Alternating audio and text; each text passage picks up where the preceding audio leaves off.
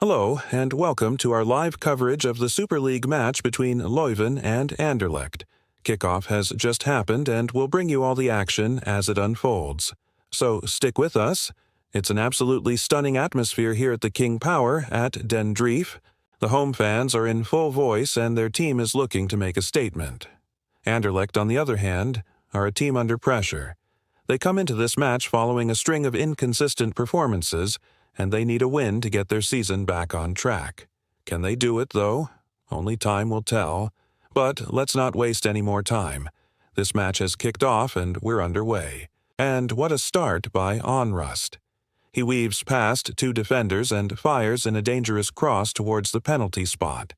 It finds its way to Amu, but he can't make clean contact and the ball drops nicely for the Leuven goalkeeper. That was a close one. And Scarlet have started brightly. They've had two shots in quick succession, with Onrust forcing another save out of the Leuven goalkeeper. This time it was a powerful low drive that was destined for the bottom corner. But the Leuven stopper was equal to it. Anderlecht continued to press forward in search of an opener, and their fans are growing restless. They want their team to take control of this match, but Leuven are holding firm. They're compact, disciplined, and organized, and they're frustrating the away side with their physicality. Every tackle, every interception is met with applause by the home fans, and they've got a man-for-man in this. In the 22nd minute, Leuven almost made the breakthrough. A perfectly weighted through ball splits the Anderlecht defense, and their striker charges forward one-on-one with the keeper. Can he beat him? Well, he goes for it. He rounds the keeper, but in the end, he fails to hit the target. The ball squirms across the goal line and out for a goal kick.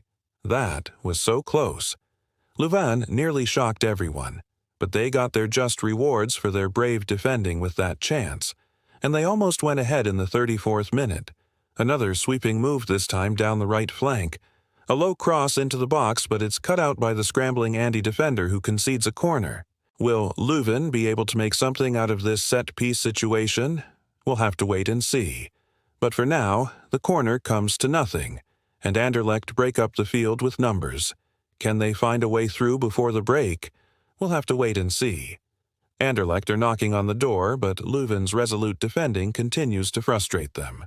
The half-time whistle blows, and it's all square at the break. And that's probably a fair result. Anderlecht dominated possession, but Leuven showed great resilience, and they could have even snatched it at the end. Will the second half bring more goals, or will it be end-to-end? Let's hope it's the former. We're back underway here in the second half.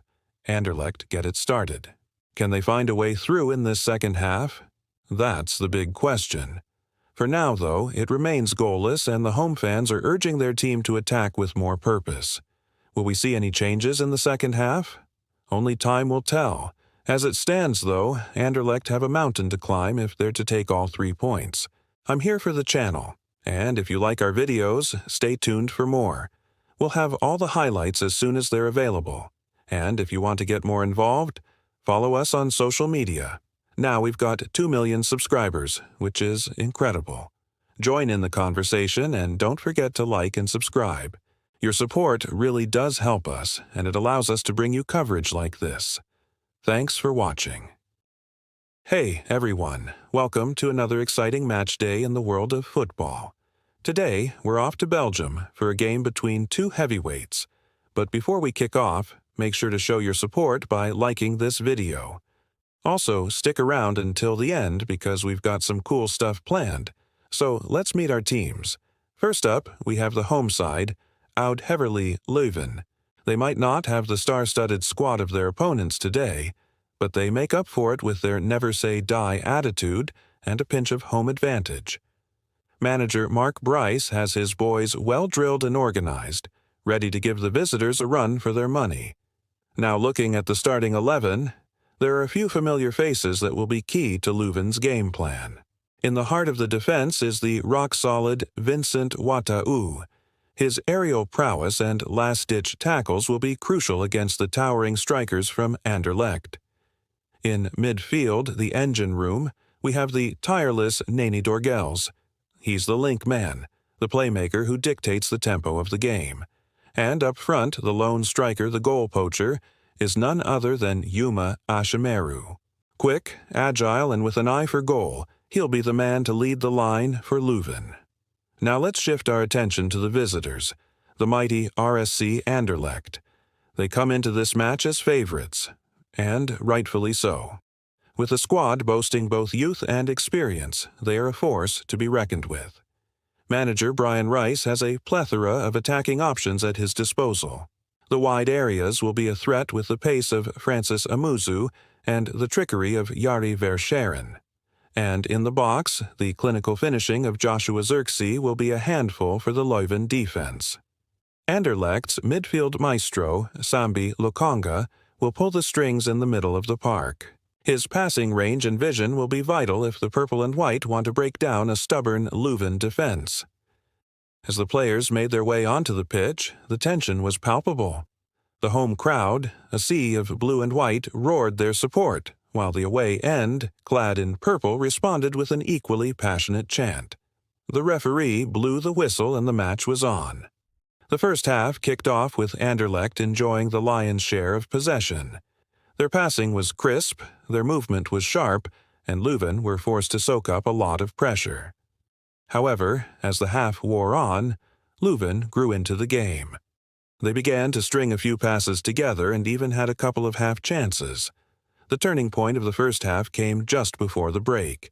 A mispass in the Anderlecht half allowed Yuma Ishimaru to steal the ball.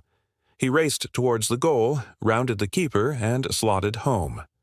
The Leuven fans went wild. Their team, the underdog, was leading against the Giants. The second half started with Anderlecht on the front foot. They pushed and pushed, but the Leuven defense held firm. Vincent Thoug was a colossus at the back, dealing comfortably with everything that Anderlecht threw at him. Midway through the half, Anderlecht brought on their star striker, Joshua Zirkzee, and immediately he made an impact. He got on the end of a cross and powered a header towards goal, but Leuven's keeper pulled off a stunning save to keep his team in the lead. The match continued with Anderlecht dominating possession, but Leuven's resolute defense and quick counterattacks kept them in the game. In the dying minutes of the match, Anderlecht threw everything they had at Leuven.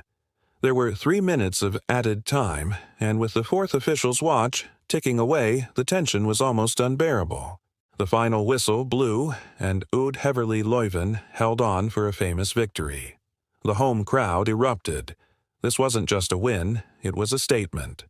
As for Anderlecht, the disappointment was evident. To lose to a fellow Belgian side was a setback they would look to quickly forget.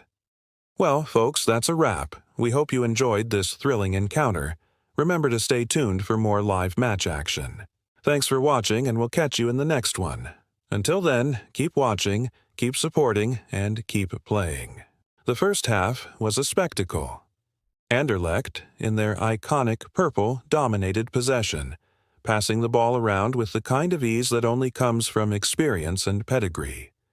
Leuven, in their traditional blue and white, were the underdogs, yet they held their ground. They were compact, disciplined, and dangerous on the counter. It was a tactical masterclass from the home team. Their strategy was clear: frustrate Anderlecht, absorb the pressure, and strike when the opportunity presented itself. And, oh, what a strike it was. Just before halftime, a long ball sent Leuven's striker through on goal. With a cool finish, he beat the offside trap and slotted the ball past the onrushing goalkeeper. The underdog had struck first. The stadium erupted. Players and fans alike went wild. For Leuven, this was more than just a goal. It was a statement. For Anderlecht, it was a wake-up call. At the break, the manager would have some choice words and tactical tweaks to deliver. Can the Giants turn the tables in the second half? You'll have to watch till the end to find out. But let me paint a picture of the mood right now. Imagine the roar of the crowd, the thump of their feet shaking the very foundations of the stadium. This isn't just a game. It's a story. It's a story of two teams, two cities, and two different approaches to the beautiful game. Welcome back to our channel, your place for all the latest football action. Now, let's get back to that electrifying match. The second half kicked off with Anderlecht on the front foot. They needed a goal, and they needed it fast. Possession turned into attacks, attacks into near misses. The pressure was on, and Leuven's defense stood firm. With every tackle, with every interception, they were living on the edge. The tension was palpable. It was as if the entire city of Leuven had poured into that stadium, their hopes and dreams resting on the shoulders of these athletes. And then it happened. A loose ball in the box, a desperate lunge, and the ball hit the arm of a Leuven defender. Penalty to Anderlecht. The stadium, which had been a cauldron of noise, fell silent. The weight of history, of expectation, seemed to crush the young Leuven side. Could they withstand this onslaught? Would their dream run end here? Up stepped a seasoned pro to take the penalty. He sent the goalkeeper the wrong way. The equalizer was here. Relief washed over the Anderlecht fans. It was the least they deserved. But as they celebrated, there was a sense of urgency. They had 15 more minutes to find the winner. The final whistle blew. Full time, Anderlecht and Leuven 2-1. The underdogs had pulled off a stunner. Their names might not be as big, their budget isn't as fat, but their hearts were. This wasn't just a win. It was a message to the giants of Belgium. Size doesn't matter. What matters is the will to win. The hunger, the desire, the team spirit, the will to never give up. These are the things that make sport so beautiful, so unpredictable. We saw a clash of styles today. On one side, the technical prowess, the tactical discipline of Anderlecht. On the other, the grit, the determination, the fighting spirit of Leuven. And in the end, it was the underdogs who came out on top. Today, we witnessed a giant fall. Not because Anderlecht played badly, but because Leuven played better. Sometimes in the world of football, that's just how it goes. If you enjoyed this thrilling encounter as much as we did, don't forget to like this video. Your support means everything to us. Also, share your thoughts. What did you think of Leuven's performance? How do you think Anderlecht will bounce back from this? Drop your comments below. We can't wait to read them. Thanks for watching. We'll see you next time. Until then, keep watching, keep thinking, and keep supporting. Have you ever wondered what makes Cristiano Ronaldo such a phenomenal jumper? As a defender, it must be incredibly frustrating to go up against someone who seems to defy gravity itself. Well, scientists have actually studied his jump, and the numbers are pretty jaw-dropping.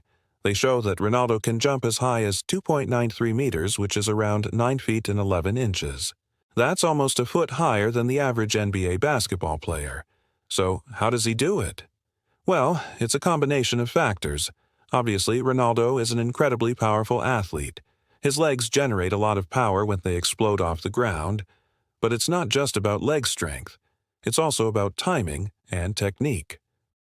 Through years of practice, Ronaldo has developed a perfect jumping technique. He knows exactly when to leave the ground and how long to stay in the air, and when you combine that with his incredible leg strength, it creates a force that's impossible to stop. When Ronaldo jumps, he doesn't just float up into the air, he explodes. In fact, scientists have measured his vertical jump and it's off the charts. They found that Ronaldo can jump as high as 2.93 meters, which is around 9 feet and 11 inches. To put that into perspective, the average NBA basketball player can jump around 26 inches or 66 centimeters. So Ronaldo is literally twice as good as these guys when it comes to jumping. Of course, this isn't the only thing that makes Ronaldo such a great header of the ball. His aerial prowess is also due to his perfect jumping technique and timing. But this is still an incredible feat of athleticism and definitely something worth celebrating. But it's not just about jumping high, it's also about jumping at the right time. Most defenders take off to challenge Ronaldo, but they end up making a fool out of themselves because Ronaldo waits until the last possible second before launching himself into the air. By the time his defender realizes he needs to move, it's too late. Ronaldo's already in full flight. This hang time allows him to get his head on the ball without any other players getting in his way. Once he's in the air, Ronaldo is in control. He can direct the ball exactly where he wants it to go, and because he stays in the air for so long, he has time to think about his next move. This gives him an advantage over defenders who are still trying to figure out where the ball is going to go. By the time they land back on the ground, Ronaldo has already moved on. He may have already scored a goal or set up a teammate for a shot. Think back to Ronaldo's famous header against Sampdoria in 2019. He managed to rise above the defender, stay in the air for what felt like forever, and smash the ball into the net. The commentator's voice said it all. "He was up there with the stars," said Martin Tyler, a famous football commentator. "It wasn't just a goal, it was a moment of pure brilliance. A moment that showcased Ronaldo's incredible jumping ability, technique, and timing. If you think about it, Ronaldo's jump is kind of like a superpower. It's what sets him apart from the rest of the players and has helped him score some of the most important goals of his career. So the next time you see Ronaldo take off into the air and head a ball towards the goal, don't be surprised if the commentator says something like, 'He's up there with the stars.' Because when it comes to jumping, Ronaldo is truly one of a kind. Now here's a question for you. What do you think is the secret behind Ronaldo's amazing jump? Let us know in the comments below.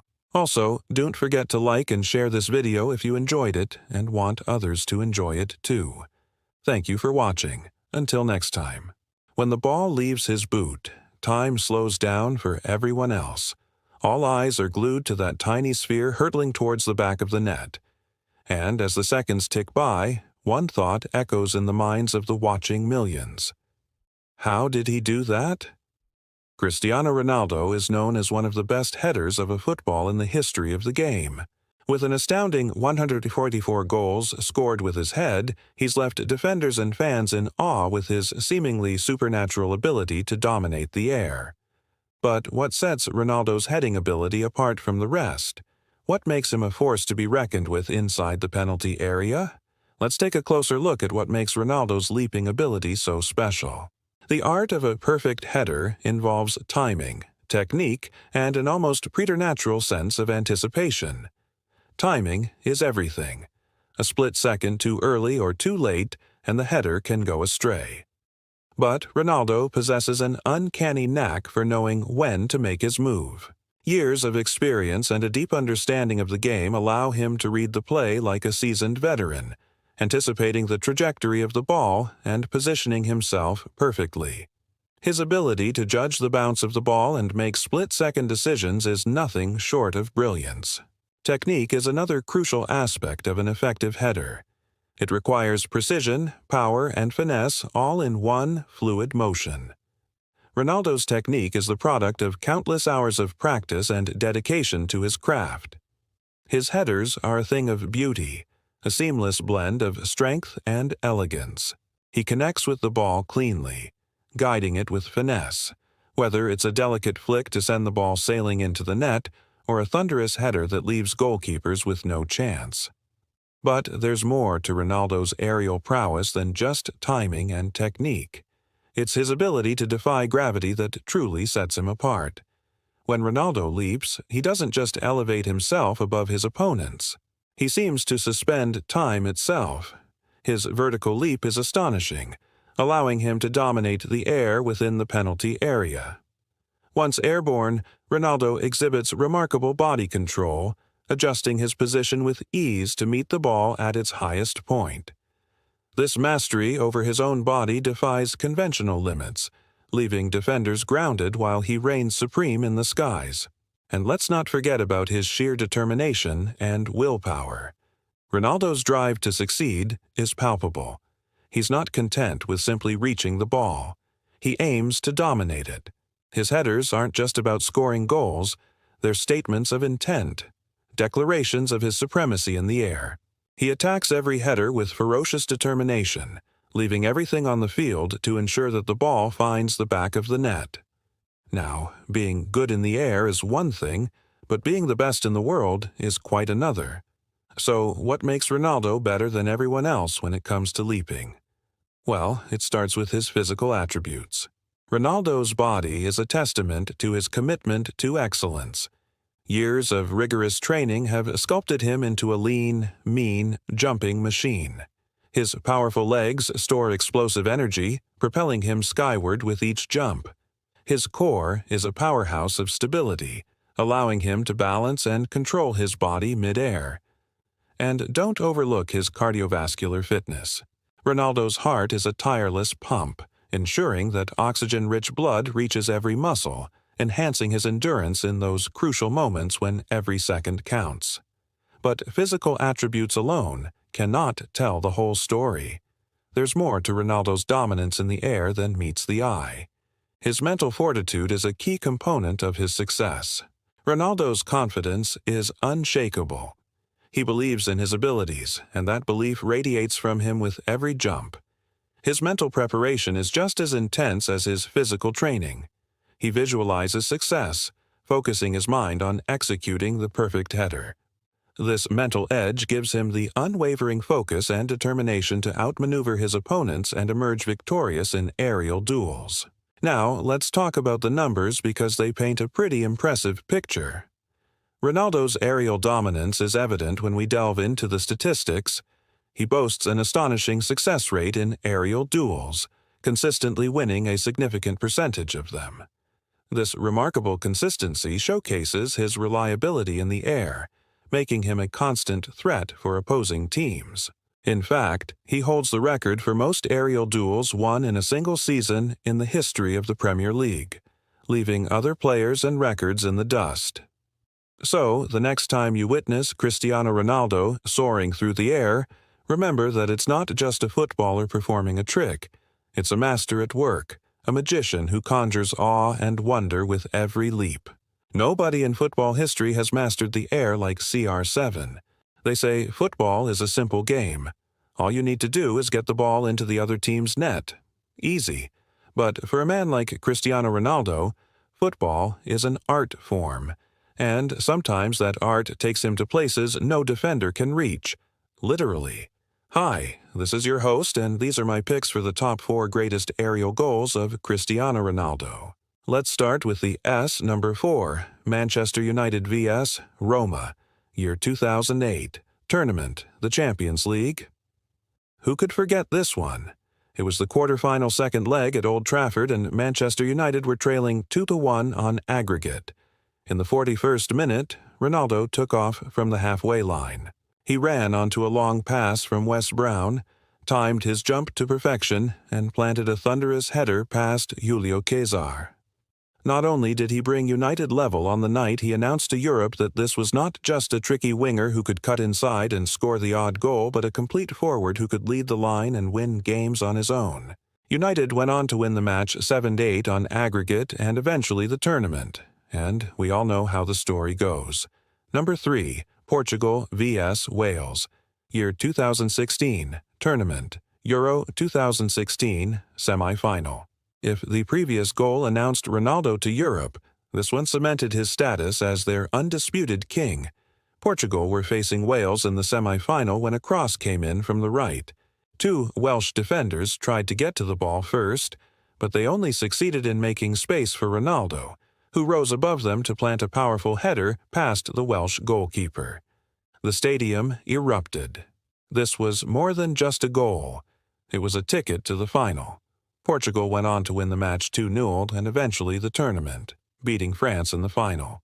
And Ronaldo became the first player ever to win 5 major international tournaments. Number 2, Real Madrid vs. Manchester United, year 2013, tournament, the Champions League. 4 years after his stunning header at Old Trafford, Ronaldo was back at the Theatre of Dreams. This time, though, he was playing for Real Madrid. And in the 5th minute, he scored a spectacular goal that left the Old Trafford faithful stunned.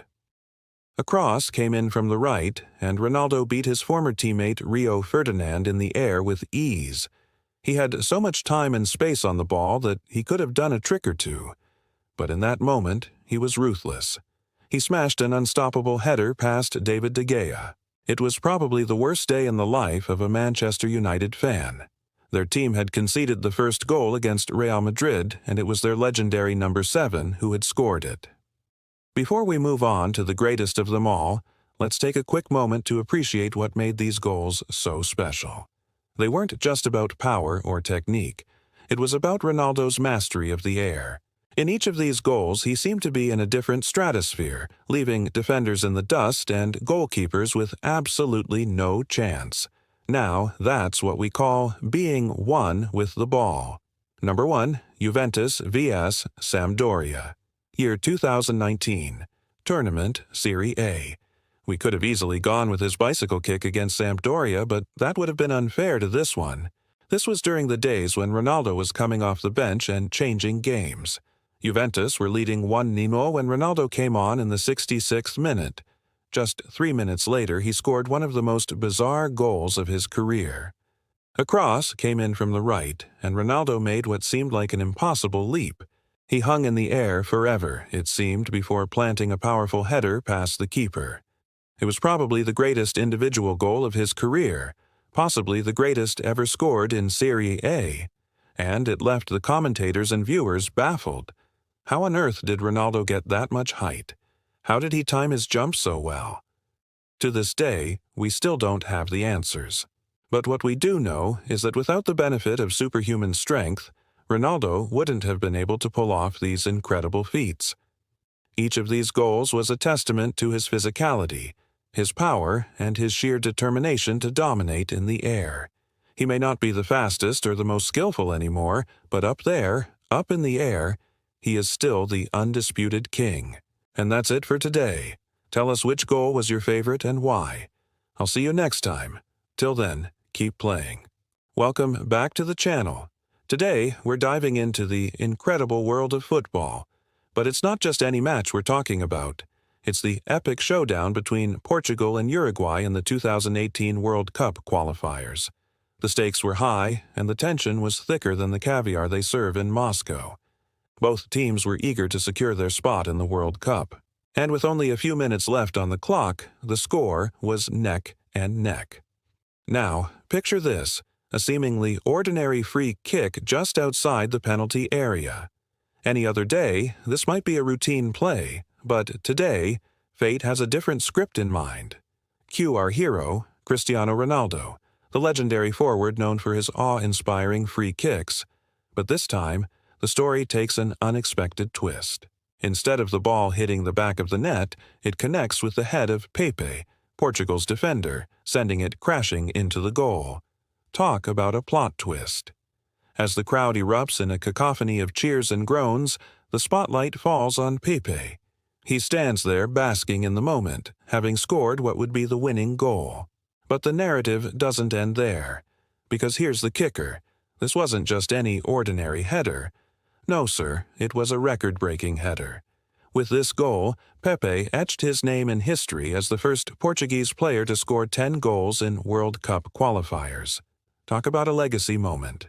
But let's rewind a bit because this story is more than just about football. It's a testament to sheer determination and the magic of human resilience. Let's talk about Ronaldo's dedication. Now, you may know him as one of the greatest football players of our time, but did you know that his journey to the top was paved with more than just natural talent? No, sir. Behind the dazzling free kicks and acrobatic headers lies a man who has dedicated his life to the sport. A man who has transformed himself from a curious kid on the Madeira Islands to a global icon. Take his training regimen, for instance. When other players were hitting the beach for a leisurely kickabout, Ronaldo was hitting the gym, pumping iron and sculpting his body into a well-oiled machine. He trained not just to be good, but to be the best. And those who doubted him, those who thought he was just another overhyped youngster, well, they were in for a surprise. Fast forward to today, and Ronaldo's dedication hasn't wavered. Each goal, each assist, each match is a testament to his unwavering commitment. He's played for some of the biggest clubs in the world, setting records and breaking hearts along the way. And through it all, he's remained grounded, driven by the same hunger that first propelled him onto the world stage. Then there's Pepe, the stoic defender who's been a fixture in Portugal's national team for nearly 2 decades. He's seen it all, the highs, the lows, and everything in between. But through it all, he's remained a rock, providing the defensive stability that's allowed Portugal to flourish. And then, of course, there's Bruno Fernandes, the creative genius who pulls the strings in midfield. His vision and passing range are unmatched, and his ability to unlock even the tightest of defenses is nothing short of mesmerizing. But it's not just about individual brilliance.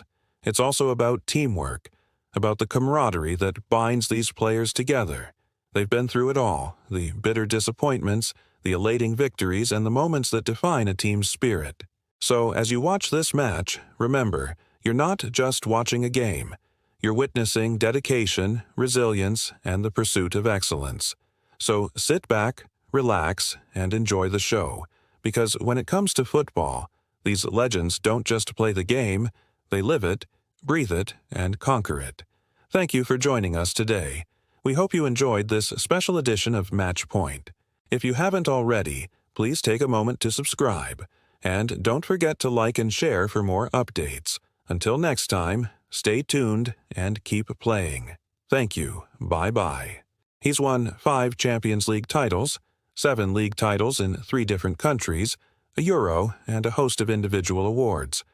At 38, he's still finding the back of the net regularly, even if his name doesn't hit the headlines as much as it used to. But for all of Ronaldo's goal-scoring exploits, people don't talk enough about his other great gift, the one that makes him truly unique, his ability to hang in the air. It's one thing to jump high, but Ronaldo's gift is how effortlessly he seems to float once he's up there. He seems to have a sixth sense for knowing exactly when to leave the ground and how high he needs to go. It gives him an almost supernatural ability to control the ball in the air. With remarkable control, he can direct it with pinpoint accuracy to any part of his body, his forehead, his chest, his knee, even his shoulder. This is nothing short of extraordinary. Now, we've seen some pretty epic headers from Ronaldo over the years, but none more spectacular than the one that sealed Portugal's 2-0 win over Wales in the World Cup.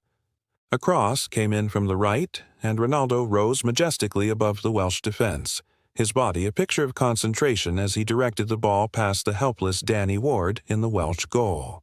But what really made the header so special was the way Ronaldo managed to stay in the air seemingly forever. It was like he was defying gravity itself. The header was nothing short of poetry in motion, a thing of beauty and a joy forever. But why does Ronaldo have this extraordinary ability to stay in the air so long? Well, it's a combination of factors. First and foremost, he's incredibly athletic. His body is a well-oiled machine that's been honed to perfection through years of rigorous training and a strict diet. Then there's his timing. Ronaldo has an almost preternatural ability to read the flight of the ball and know exactly when to jump. This allows him to get the maximum amount of power behind his headers without expending too much energy. Finally, there's his sheer determination. Ronaldo is a winner, and when the stakes are high, he rises to the occasion. This drive to succeed gives him the extra edge he needs to outjump his opponents and come out on top. But Ronaldo's prowess in the air isn't just about physical attributes, it's also a testament to his mental toughness.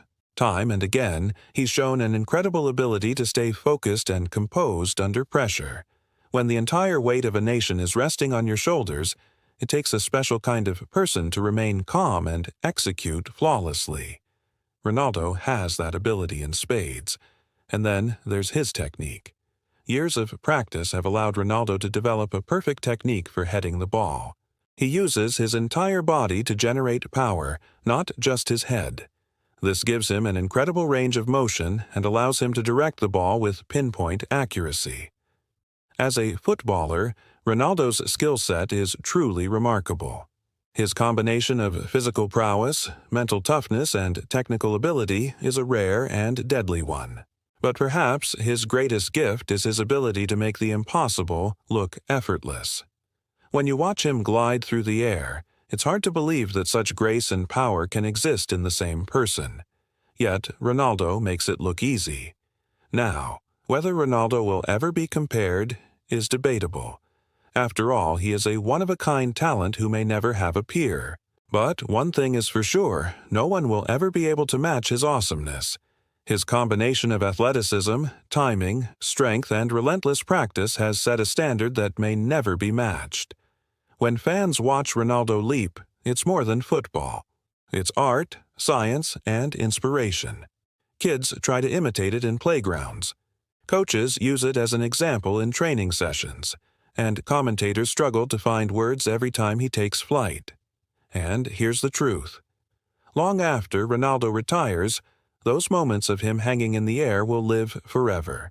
That header against Wales, that gravity-defying leap against Sampdoria. These are not just goals. They are memories etched into football history. So, next time you see Ronaldo rise above defenders, remember this. You're watching something that may never be seen again. Because when it comes to ruling the skies, there really is nobody like Cristiano Ronaldo. What makes Ronaldo so good in the air? Well, it's not magic, though his goals certainly seem that way. It's a combination of factors. First, there's his remarkable vertical jump. When Ronaldo leaps, he covers an astonishing 2.6 meters, almost as high as the average basketball player. But how does he get this high? His secret is a powerful lower body. Those long muscular legs drive him upwards with explosive force. But it's not just about strength, it's also about technique. Ronaldo has mastered the art of jumping, mastering the perfect takeoff angle and hang time. He leaves the ground at an angle of 45 degrees and uses his body like a tight ball, reducing wind resistance. His arms are tucked in, his head is close to his chest, and he keeps his knees bent. This helps him maintain balance and control as he soars through the air. All these elements combine to make his jumps efficient and powerful, allowing him to dominate the air like no other footballer. But what about heading the ball? After all, a header is only useful if you can direct it towards the goal. Here again, Ronaldo's prowess is remarkable. When he jumps, he can direct his head with pinpoint accuracy. Thanks to his strong neck muscles, he can turn his head up to 78 degrees from the vertical, giving him an incredible range of motion. With such flexibility, he can attack the ball from various angles, making him a nightmare for defenders. But it's not just about the mechanics of his jump and header. It's also about his mental game. Ronaldo has an uncanny ability to time his runs perfectly. He knows when to leave the ground, when to adjust his position in the air, and when to plant his feet after landing.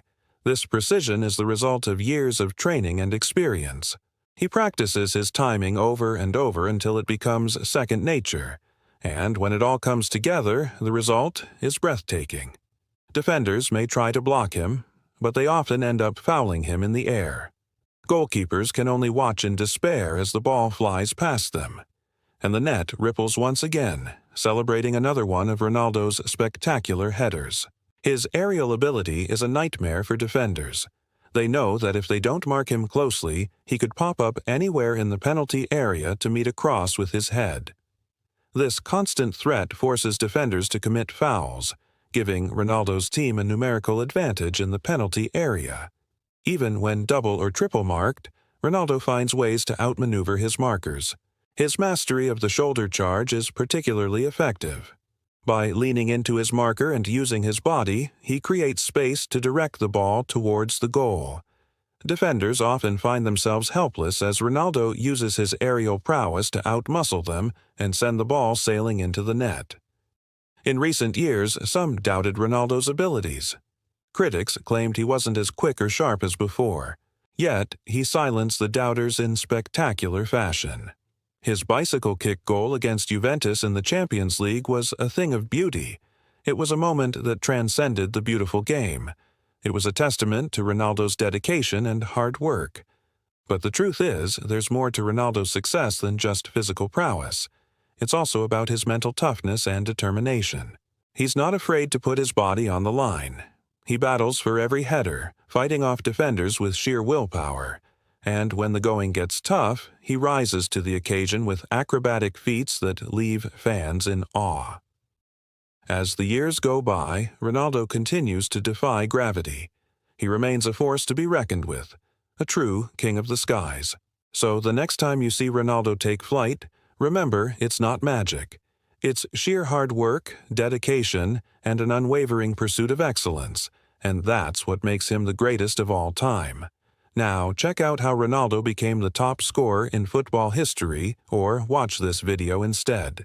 So we've talked about the stickers, the packs, the albums. Now it's time to talk about the real treasure, the reason we all tune in, the moments that make us scream at our screens. The hat tricks. Oh, the glorious, incredible hat tricks of Cristiano Ronaldo in the Champions League. In the grand theater of football, where legends are made and memories are etched in time, there are moments that transcend the beautiful game and become timeless classics. And then there's Cristiano Ronaldo with his symphony of hat tricks, composing a masterpiece that resonates through the ages. The first hat trick, a debut to remember, 6th of February 2008, Manchester United versus AS Roma. It wasn't just a match, it was a statement. Young Cristiano Ronaldo took the stage by storm, etching his name in the Champions League folklore with an unforgettable treble. With each goal, the Old Trafford faithful roared, witnessing the birth of a new legend in the making. But that was just the beginning. As the years rolled on, Ronaldo's legacy continued to grow, so did his tally of hat tricks. The second hat trick arrived in the 2012-13 season, a thrilling encounter between Real Madrid and Galatasaray. The Turkish giants came out strong, but Ronaldo was in irresistible form, tearing apart Galatasaray's defense and leaving them in awe. With a clinical finish, he completed his second hat trick, sending shockwaves that echoed throughout Europe. Then came the third hat trick, a moment that showcased Ronaldo's true mettle. The 2013-14 campaign saw Real Madrid locked in a fierce battle against Borussia Dortmund in the group stage. The Germans were the underdogs, but they played with the heart of lions, pushing the Spaniards to the brink. Yet, amidst the chaos and tension, Ronaldo emerged as the hero, completing a remarkable hat trick that sent shivers down the spines of even the most seasoned football fans. And who could forget the fourth hat trick, a masterclass in individual brilliance. In the 2014-15 season, Ronaldo once again took center stage, this time facing off against Athletic Bilbao in the quarter-finals. The Lions of San Mamés had their claws out, but Ronaldo was in no mood to be tamed. With an astonishing display of skill and precision, he netted a breathtaking hat trick, leaving Athletic Bilbao and their passionate fans stunned and in disbelief. Now let's fast forward to the fifth hat trick, a moment that epitomized Ronaldo's relentless pursuit of excellence. The 2016-17 campaign saw Real Madrid in a thrilling encounter against Bayern Munich in the semi-finals. The Bavarians were a formidable opponent, but Ronaldo was unstoppable. With a display of sheer determination and clinical finishing, he completed his fifth hat trick, sending shockwaves that reverberated across the footballing world. The sixth hat trick, a testament to longevity and consistency. As the years went by, Ronaldo's hunger for success remained undimmed, and in the 2017-18 season, he added another chapter to his legendary tale. Facing off against Atletico Madrid in the round of 16, Ronaldo produced a masterclass in finishing, netting a stunning hat trick that sent the Santiago Bernabeu into raptures and left Atletico Madrid and their die-hard fans dejected. Now, brace yourself for the seventh hat trick, a performance that defied logic and left fans in awe. In the 2018-19 season, Ronaldo faced off against his former club, Manchester United, in the last 16. The Theatre of Dreams was alive with excitement, but it was Ronaldo who stole the show. With a mesmerizing display of skill and precision, he netted a spectacular hat trick, silencing his doubters and reminding the world why he was and will always be the king of the Champions League. So, there you have it, 7 hat tricks, 7 moments of pure magic. But the story doesn't end there, because in the grand finale of the 2021-22 campaign, Ronaldo etched his name in the history books one last time. He might not have been playing for Real Madrid or Manchester United, but don't underestimate the power of a true champion. Facing off against Liverpool, Ronaldo was a force to be reckoned with. Despite the odds, he netted a magnificent hat trick, leading his team to victory and cementing his legacy as the ultimate match winner. Cristiano Ronaldo's Champions League journey is a tapestry woven with passion, dedication, and an unwavering pursuit of excellence. His hat tricks are not just goals, they're testimonies to his indomitable spirit. So, whether you're a devoted fan or a casual observer, take a moment to appreciate the magic that is Cristiano Ronaldo, the king of the Champions League. Breaking barriers, setting records. So, what makes Ronaldo's Champions League hat tricks legendary? It's not just the number of them. It's the moments they came in. High-pressure, knockout stages against Europe's biggest clubs. Wolfsburg, Bayern, Atletico, Galatasaray. Each hat trick wasn't just a show, it was a rescue mission, a masterclass, or a statement to the world. That's why CR7 holds the record for the most hat tricks in the Champions League knockout rounds. Imagine flipping through your sticker book. Every page, another unforgettable night. These aren't just stats, they're milestones of football greatness. Ronaldo's hat tricks tell the story of a man who never settled for being good. He wanted to be the best, every single time. And what's even crazier, even as he aged, the hunger never faded. Every hat trick felt like a fresh reminder that Ronaldo wasn't done yet. He was always writing another chapter. Now, let's talk about records. They're not just numbers on a page. They're stories waiting to be told. And today, we've got a record that's as impressive as it is unexpected. Ready for this? The player with the most red cards in the Champions League knockout rounds. Yep, you heard it right. Not goals, not assists, red cards. And the record holder is none other than our very own Zinedine Zidane. Now that's a surprise, isn't it? You'd think a player with such finesse, such elegance on the ball would keep a cool head. But oh, no, not Zizou. He picked up a remarkable 3 red cards in the knockout rounds, making him the undisputed king of getting sent off in Europe's premier club competition. But here's the thing, all 3 of these red cards were in finals. Talk about dramatic exits. Can you imagine the tension, the pressure of the final whistle blowing on a player who's already on a yellow card? The fear, the anticipation as the referee reaches for his pocket. And then the unthinkable. A red card. For a player known for his composure, it's a surprising sight. And yet it happened not once, not twice, but 3 times in the Champions League final. Now that's a record that's as shocking as it is memorable. And speaking of memorable, have you seen our video on Ronaldo's record-breaking hat tricks? If not, it's time to check it out. We've taken a deep dive into the mind-blowing moments when Ronaldo turned the tide in the Champions League. Goals against the top European clubs, dramatic comebacks, iconic performances. We've covered it all. Trust me, you don't want to miss this. And here's a little sneak peek. Did you know that Ronaldo has more hat tricks in the Champions League knockout rounds than some of the greatest players have in their entire career? It's crazy, isn't it? Well, there's more where that came from. So make sure to watch the whole video. Don't forget to subscribe so you never miss out on our latest videos. And here's a pro tip. Stick around until the end. You never know what kind of crazy stat we might throw your way. See you soon. Welcome to my channel. And today, we'll relive an era when Madrid Knights were all about one man, and his name was Cristiano. He arrived at the Santiago Bernabeu in 2009, and quickly became the face of the club. Statues were built, songs were sung, and expectations soared.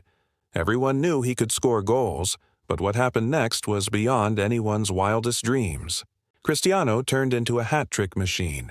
And not just any hat-trick machine, mind you, but in Europe's most brutal and unforgiving competition, La Liga. To truly understand this phenomenon, we have to go back to November 2013. Real Madrid was locked in a fierce battle with Galatasaray in the Champions League. The Turks were no pushovers, but from the moment Cristiano Ronaldo stepped onto the pitch, you could feel something special was about to happen. His first goal was a thing of beauty, a thunderous strike that left the Galatasaray keeper with no chance. The Santiago Bernabeu erupted, but it was just a teaser of what was to come. Minutes later, Ronaldo struck again, leaving the Galatasaray defense in tatters. 2 goals down and the Turks were on the ropes. But it was in the 64th minute when Ronaldo produced a moment of sheer brilliance. He took a pass from Angel Di Maria, unleashed a rocket of a shot that hit the back of the net. It was a hat trick, a masterclass, and Madrid had won 6-1. That night, Ronaldo didn't just score goals, he painted a masterpiece on the canvas of European football. But this was just the beginning. And for our next sticker, we fast forward to 2016. This time, the roles were reversed. Real Madrid found themselves trailing 2-0 after the first leg against Wolfsburg in Germany. The odds were stacked against them, and many believed their Champions League dreams were over. But as the saying goes, never count Ronaldo out. Back at the Bernabeu, the tension was palpable. Every fan, every pundit, every player knew the magnitude of the task ahead. But as the game wore on, something incredible began to happen. In the 12th minute, Ronaldo rose above the pack to head home a cross from Carvajal. It was a crucial goal, but it was only the start. The second goal came in the 16th minute, a stunning free kick that left the Wolfsburg keeper with no chance. The tie was still in the balance, but the momentum had shifted. Then came the 52nd minute, a moment that will forever be etched in the annals of football history. Ronaldo collected the ball, evaded two defenders, and unleashed a powerful low drive into the back of the net. It was his third goal of the night, a hat trick that sealed Wolfsburg's fate and sent Real Madrid through to the semi-finals. That night, Ronaldo didn't just score goals, he became a folk hero, a beacon of hope in the darkest of nights. With his hat trick, he shattered records, silenced critics, and proved once again why he is the greatest of all time. And we are still not done. For our final sticker, we travel to 2017. Once again, Real Madrid found themselves in the thick of a Champions League battle, this time against the mighty Bayern Munich. The stakes were high, the pressure immense, but who better than Ronaldo to rise to the occasion? In the 7th minute, he gave Real Madrid the lead, a moment that set the tone for the rest of the match. Bayern fought back, equalizing in the 53rd minute. The match was evenly poised, but it was Ronaldo who had the last laugh. In the 67th minute, he collected a cross from Marcelo, controlled the ball with his chest, and fired a volley past the helpless Bayern keeper. It was a stunning display of skill and power, a moment of individual brilliance that made all the difference. With his hat trick, Ronaldo not only led Real Madrid to victory, but also etched his name in football folklore. That night, the Santiago Bernabeu witnessed greatness unfold before their eyes.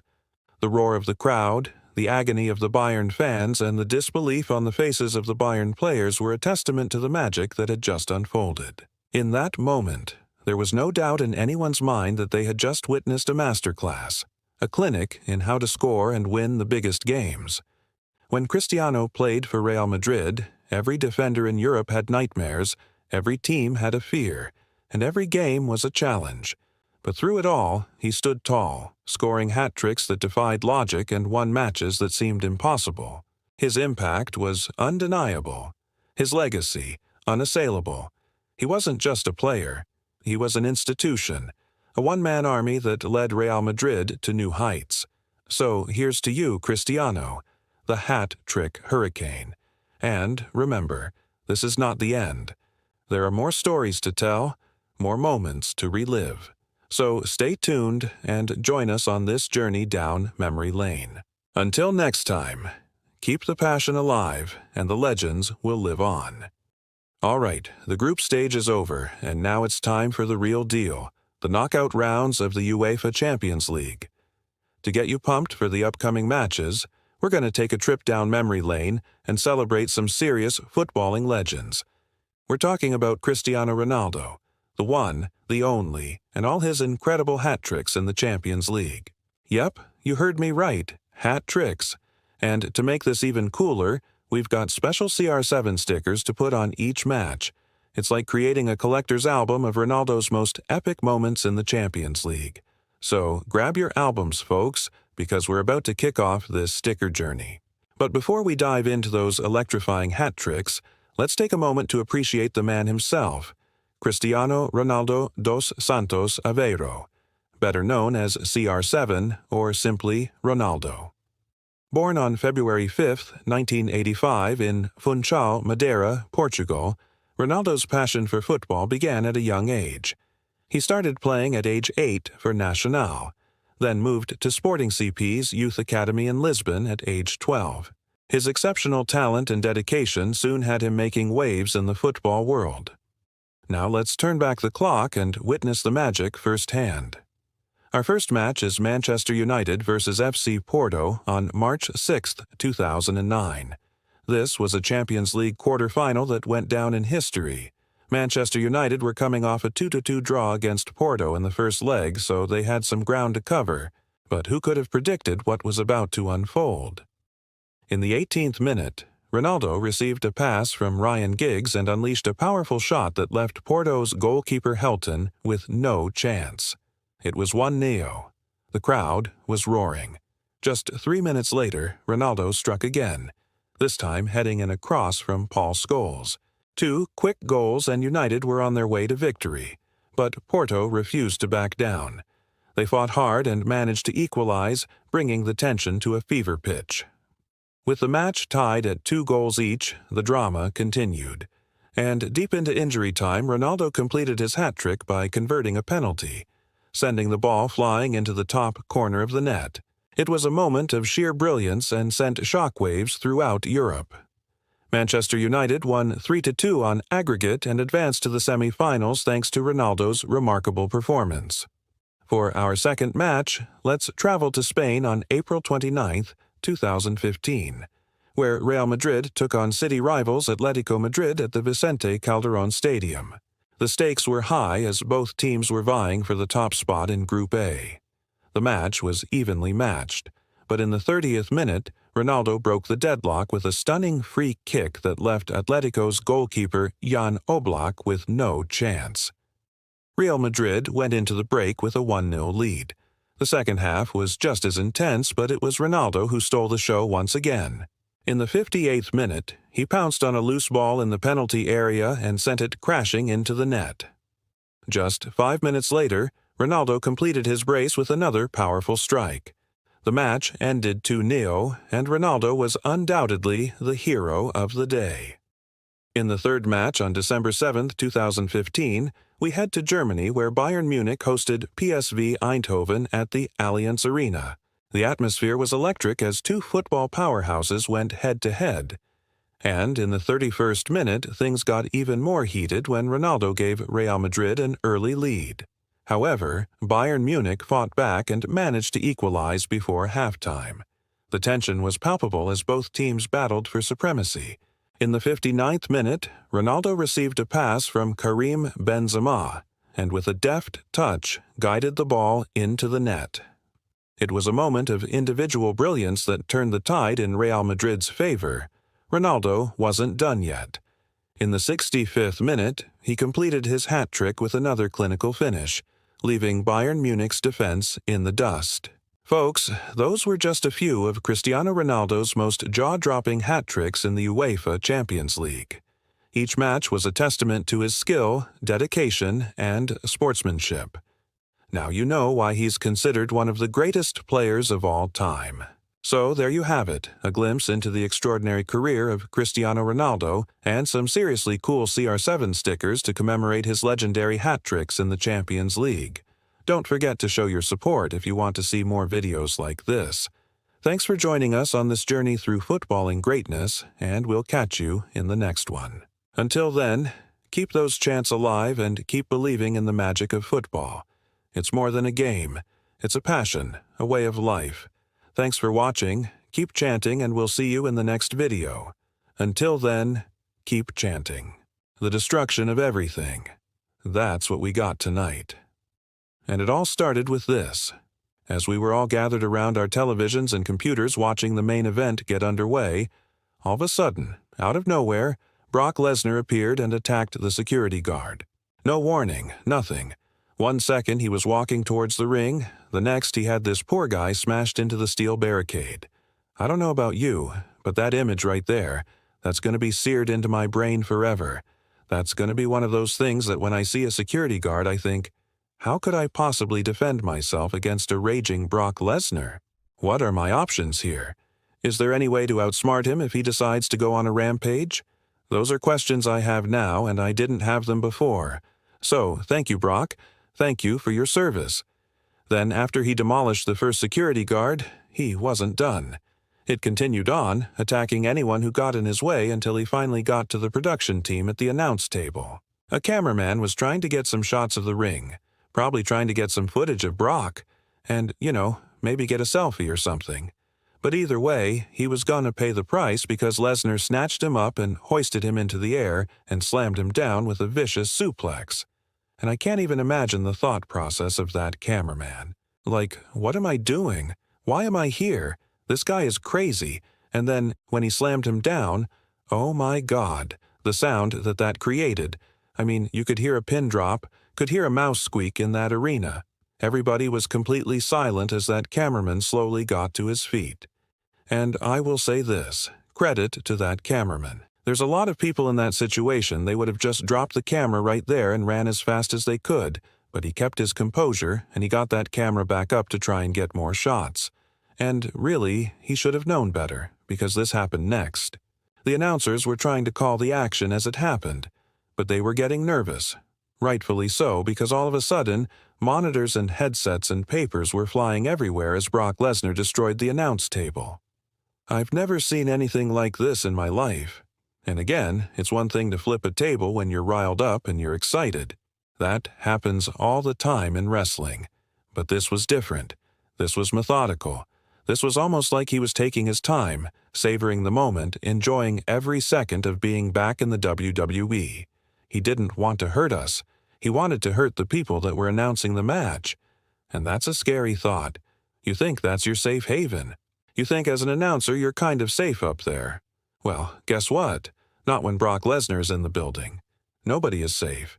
And I can't believe I'm saying this, but I actually agree with Corey Graves when he said that Brock Lesnar may not stop. This may not end. I actually believe that. Now, thankfully, they did cut away, and it looks like the plan is that he's just gonna continue to destroy everything in sight. We're gonna get a rematch later on tonight between Bobby Lashley and Seth Rollins for the United States Championship. Let's hope that Brock has tired himself out by then, because if he doesn't, I don't know how anyone is going to stop him. I don't know how anyone is going to stop the Beast incarnate when he is on a rampage. Nobody. If he wants to destroy the announce table, he's going to destroy the announce table.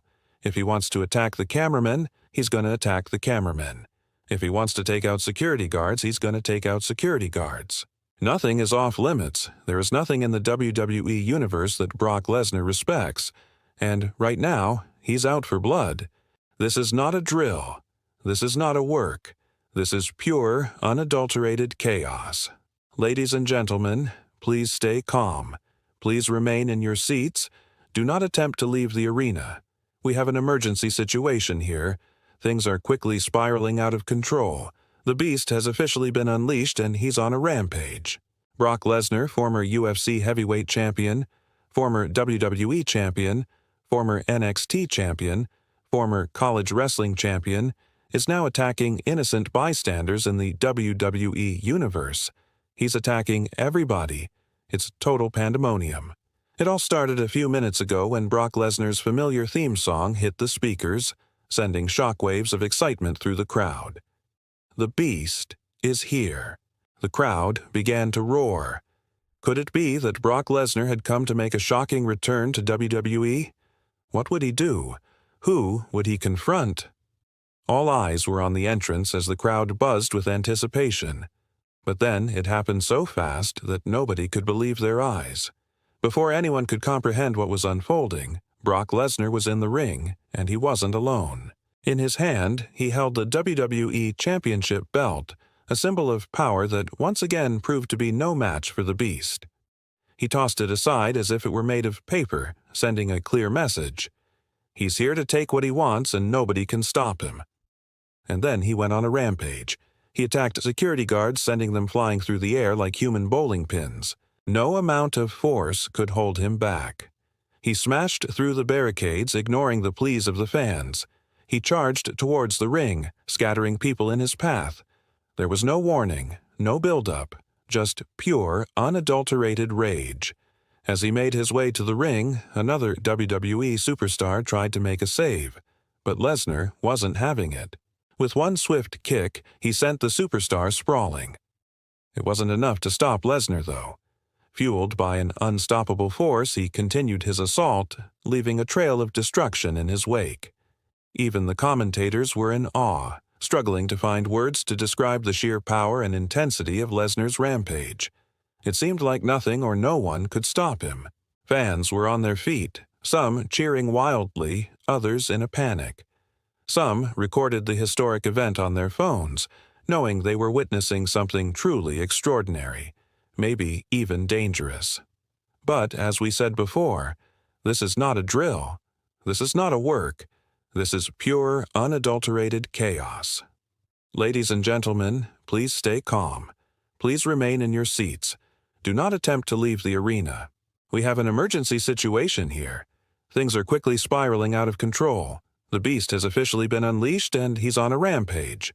Brock Lesnar has attacked everybody. It's total pandemonium. Lesnar stopped at nothing. He destroyed everything in his path, leaving the WWE Universe on the edge of their seats, wondering what would happen next. Suddenly, a familiar figure appeared on the big screen, daring the beast to come after him.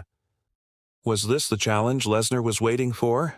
Would he finally face his ultimate rival in an earth-shattering showdown? But even that didn't stop Lesnar.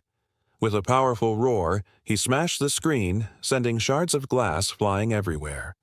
Then he turned back to the crowd, his eyes blazing with an intense determination. He was ready for whatever came next. And then it happened. Out of nowhere, another superstar made a valiant effort to stand against the beast. They exchanged fierce blows in a display of strength and power. But it was clear that even with the help of other superstars, there was no stopping Lesnar on this night. One by one, more superstars came to try their luck, but it was like trying to hold back a tidal wave. Each one met the same fate, sent sprawling out of the ring and left to watch in disbelief as Lesnar stood tall in the center of the ring. With the WWE title firmly secured around his waist, Lesnar continued to dominate, proving that on this night he was truly the most dangerous man in the world of sports entertainment.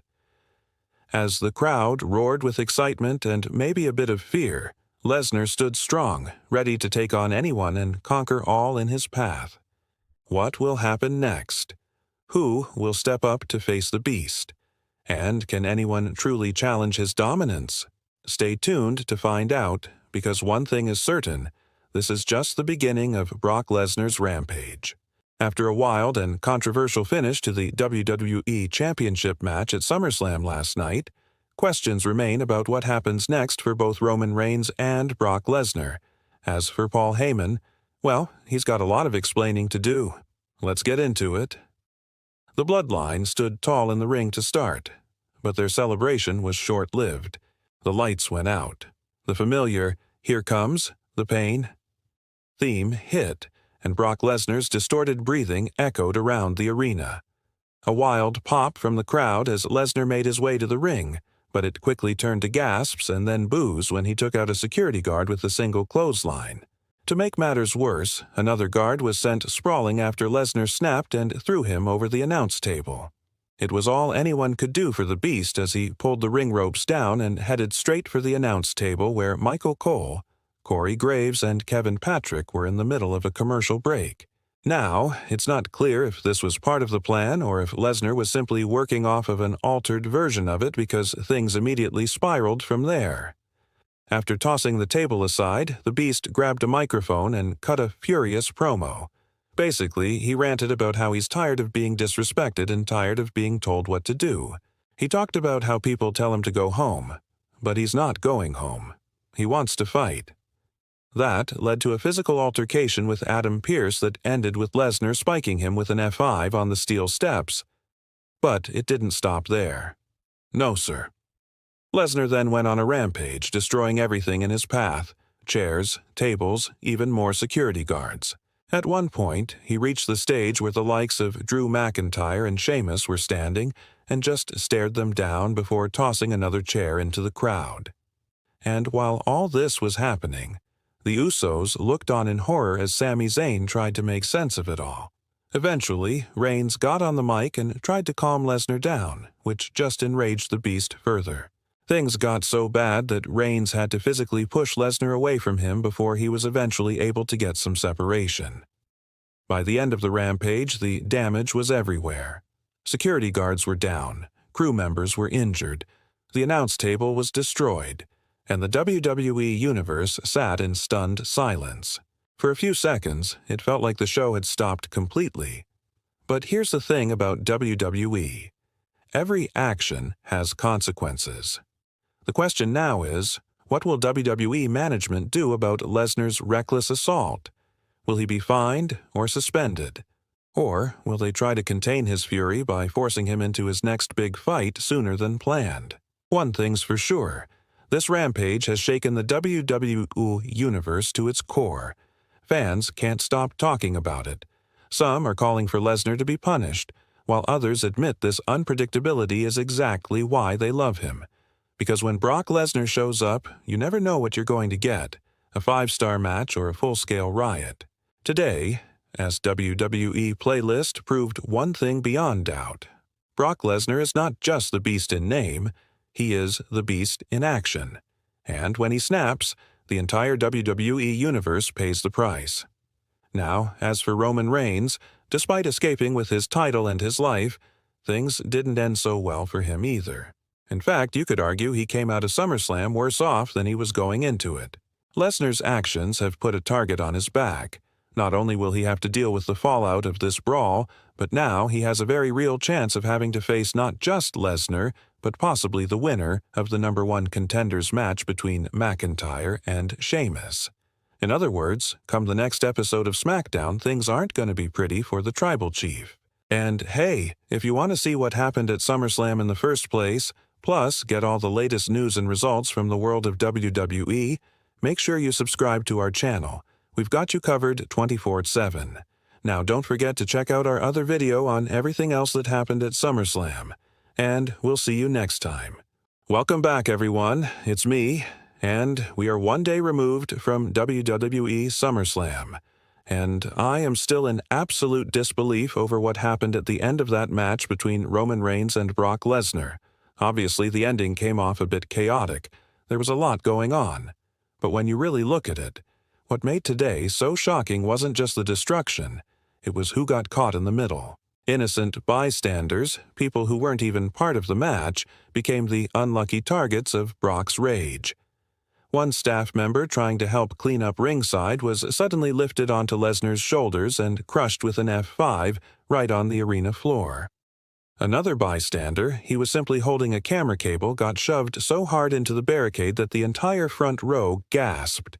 Fans in the audience screamed as chairs were tossed aside and children were pulled back by their parents trying to protect them from the madness. In that moment, the line between sports entertainment and uncontrollable danger blurred completely. Brock Lesnar reminded the entire world why he is called the Beast. But what happened after the bell? We didn't see any follow-up. We didn't see any repercussions for Brock Lesnar. Now, obviously, he's not going to be fined, because he isn't a WWE contracted performer. He doesn't work for the company, so they can't fine him or suspend him. But at the same time, this was awful. This was scary. And if you're just looking at it from a business standpoint, this could be very bad for the company. On the other hand, this might be exactly what Brock Lesnar had in mind. Maybe this is what he wanted to do. He wanted to send a message to the WWE Universe that he is a force to be reckoned with and nobody is safe. So my question to you is this: was this a work or was this a shoot? Was this planned or was this all an angle to get heat for Brock Lesnar? Let me know your thoughts in the comments section below. Now, before we move on, if you aren't already subscribed, please hit that subscribe button. It's absolutely free, takes you just a split second. And by doing that, you'll not only help out, but you'll get to see some pretty awesome videos. So, how about we talk about two situations here, okay? The first one is the young boy holding the camera. My immediate thought when I saw this replay was, there's no way that Brock Lesnar meant to hit that little kid. There's just no way. But when you think about it, this is kind of par for the course for Brock Lesnar. He doesn't care about anybody's safety. He doesn't care if it's a child. He doesn't care if it's a referee, a manager, another wrestler. If he feels threatened, or if he feels like somebody is in his way, he will harm them. That's just the kind of character that he is. So in this situation, I don't think it was malicious. I don't think he specifically was targeting that young child, but instead was just trying to get to Roman Reigns. And unfortunately, that child was in his way. Now, the second situation was the poor official who got tossed around like a rag doll. First of all, he got hit with the steel steps. That was absolutely vicious, and then he got hoisted up on Brock Lesnar's shoulders and slammed straight down onto the mat. Now, there is no excuse for this. No matter what, you cannot, as a professional athlete, as someone who is a public figure, you can't pick up a referee and slam him down onto the concrete floor. It doesn't matter if it's a shoot or if it's a work. That is wrong. And if that official needs medical attention, if he has a concussion, if he has a neck injury, which he very well could have, then this is going to be a problem for the company. Like I said earlier, they can't fine Brock Lesnar, but they may need to pay for that official's medical bills. Plus, this looks bad. It looks terrible, and it makes WWE look irresponsible. Think about it. If Brock Lesnar can walk into the ring, toss a referee aside like he was nothing, then what is to stop him from doing that same thing to a fan?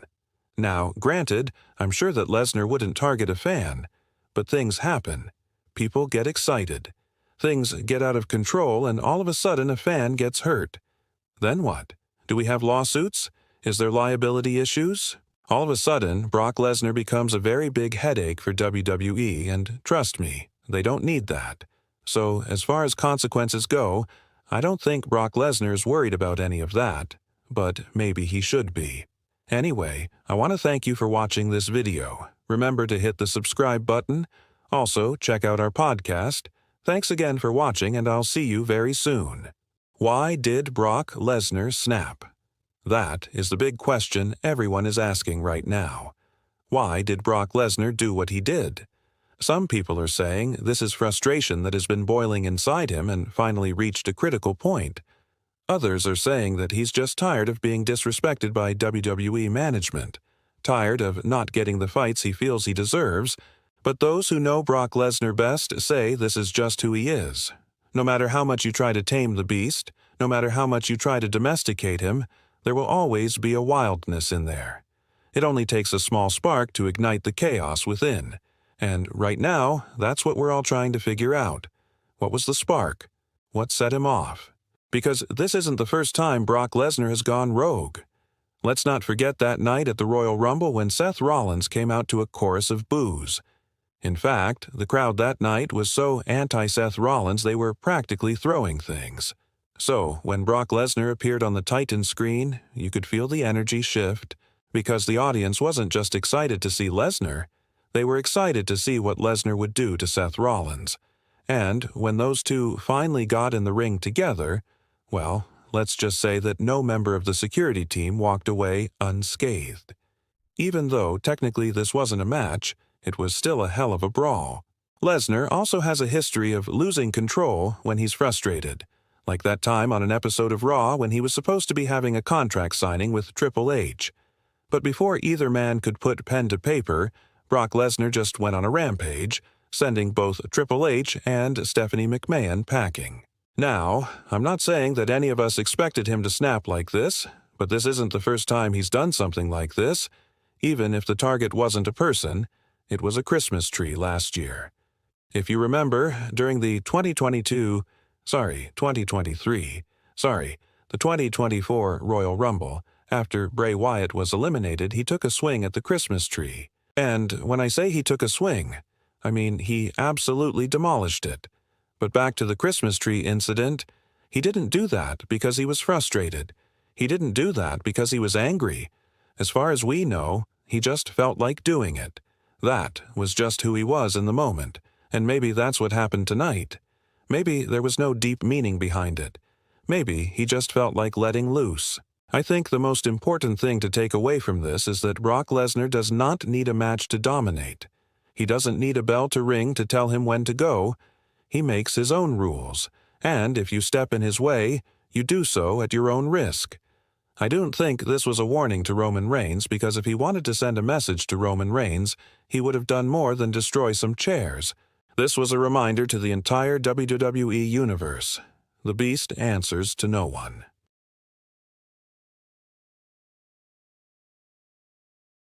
Ladies and gentlemen, it's me.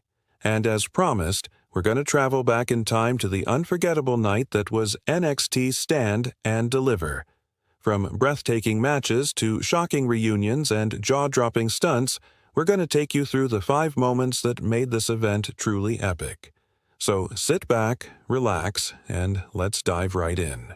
Now, before we get to the top 3 moments, we got to talk about the near falls. Oh my goodness, the near falls. Picture this: you're on the edge of your seat, the crowd is going wild, and then bam, the person you least expected wins. It was a night full of surprises, and we couldn't be happier. One of the most shocking moments was when Cora Jade turned on her former friend and tag team partner Gia. Yeah, you heard that right.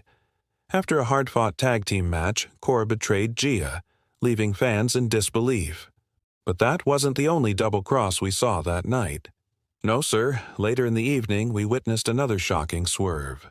This time, it was the new NXT Women's Champion, Tiffany Stratton, who betrayed her mentor, the legendary Shawn Michaels. Talk about a night of plot twists. These unexpected turns of events kept us on the edge of our seats and had us wondering what else could happen next. Speaking of surprises, how about an epic entrance? We all know that NXT is known for its amazing entrances, and this one did not disappoint. When a familiar theme song hit the speakers, the crowd went absolutely bonkers. It was like old-school WWE all over again. And then they made their way to the ring with a swagger that only legends can pull off. It was clear that these superstars were not only talented inside the ring, but also had the charisma and presence to entertain the crowd. They worked the whole entrance like a mini-match, keeping us on the edge of our seats wondering what would happen next. And let me tell you, it was worth the wait. Their performance in the ring was just as impressive as their entrance. They showed us why they are true icons of the squared circle and left us wanting more. But it gets better. Prepare to be amazed, because now we move into the top 3. And this is where NXT history was truly made. At number 3, a championship match that could have easily been the main event of WrestleMania. Near fall after near fall, counters, reversals, and heart-stopping drama. Both superstars gave everything they had, and when the dust settled, the crowd gave them a standing ovation. It was a match people will talk about for years. At number 2 was Pure Chaos, a shocking faction reunion. The crowd erupted when former allies came together in the middle of the ring, taking out everyone in their path. Chairs flew, bodies dropped, and fans were screaming like it was 2015 all over again. This wasn't just a moment, it was a promise that NXT's landscape had changed forever. And now, drumroll please, the number 1 spot, the craziest highlight of the night, an unbelievable, jaw-dropping stunt that fans are already calling one of the greatest moments in NXT history. Just picture this: a superstar scaling the very top of the arena structure, leaping off, launching themselves through a table below, and walking away like some sort of warrior. The crowd lost their minds. Commentators couldn't believe what they were seeing, and instantly this became the iconic NXT moment of 2025. But the craziest part, it's not just about the stunt itself, it's what it represented. This superstar had faced countless obstacles, betrayals, and setbacks throughout their journey in NXT. But through it all, they never gave up. They kept fighting, training, and pushing themselves to become the best. And in that one incredible moment at Stand and Deliver, it all paid off. The hard work, the sweat, the sacrifices, it all came down to that one jaw-dropping leap of faith. So, what do you think about the moments we covered? Did we miss any? Let us know in the comments below. And don't forget to like and subscribe for more updates on all things wrestling. Thanks for watching. See you next time. welcome to my channel. And before we get started, I want you guys to smash that like button, because today's gonna be an awesome day. In our main event tonight, we will have Carmelo Hayes defending his NXT championship against former NXT champion, the A-Champ, the one and only Ilya Dragunov. Plus, we're going to hear from some of the biggest stars in all of WWE. What could be their final match in WWE? We got the return of a legend, we've got some debuting NXT stars, it's going to be a hell of a night, so let's not waste any more time and go ahead and get this show started. And we open up with some huge news. The head of the table, the leader of the bloodline, the tribal chief, Roman Reigns, he has come to NXT. And I'm sorry if you can't see him. That's because he's looking for someone. He's looking for the one, the only Andre the Giant, and he found him. Andre the Giant was in the crowd. Roman called him down to the ring, and now the two of them are going to stand face to face. But before anything can happen, Jey Uso comes out to stop his brother Jimmy from attacking Andre. Then eventually, Jimmy does attack Andre, but then Roman stops him again. And then finally, Roman and Andre, they embrace each other. And I think we can all agree the new Bloodline member is officially Andre the Giant. And honestly, it's been an honor to witness this historic moment. Then we go backstage to hear from none other than John Cena. Cena says that there's always been rumors about him retiring at WrestleMania, and this year will be no different. But he says he wants to make this clear. No matter how many losses or how many wins he has, he's going to continue to do what he's doing. And then he drops the mic. We then get a video package of some of the greatest moments from the career of Edge. Rated RKO, concussions, spears, even a Hell in a Cell match. It's all in this great video package. And then here comes Adam, or should I say Archer. Archer attacks Adam from behind, but Adam fights back and hits a low blow on Archer. Then Adam locks in the cross-colored chicken wing and forces Archer to tap out. After the match, Edge gives Archer a mic and cuts a promo saying that this may be the end of Adam's career. Then we go to the ring where Tiffany Stratton is waiting for her opponent, and out comes Thea Hale. Hale immediately goes for the eyes of Stratton, but Stratton sends Hale to the outside. Then Hale gets back into the ring and dropkicks Stratton right in the face. Hale then hits a senton off the top rope and gets the win. After the match, we then get an interview with Dragunov, and Dragunov guarantees that he will become a two-time NXT champion later on tonight. And then we go to the ring where we see a sea of signs saying, "We want Becky." And out comes none other than Becky Lynch. Becky says that while she has nothing but love for the fans, she doesn't know who they're talking about. She says she's only here for one reason, and that's to take out Gigi Dolan and JC Jane, and that's exactly what she does. Becky takes out both members of Toxic Attraction and stands tall. Then we go backstage to hear from Carmelo Hayes. Hayes says that he will defeat Ilya Dragunov later on tonight and that no one in NXT can stop him. And now it's time for our main event. It's an NXT championship match. It's Carmelo Hayes versus Ilya Dragunov. And these two men are going at it. Back and forth, strike for strike. But ultimately, it's going to be Ilya Dragunov who's going to hit the torpedo and pick up the win and become a two-time NXT champion. And then we go back to the arena where we see Ilya celebrating in the ring with the NXT Championship.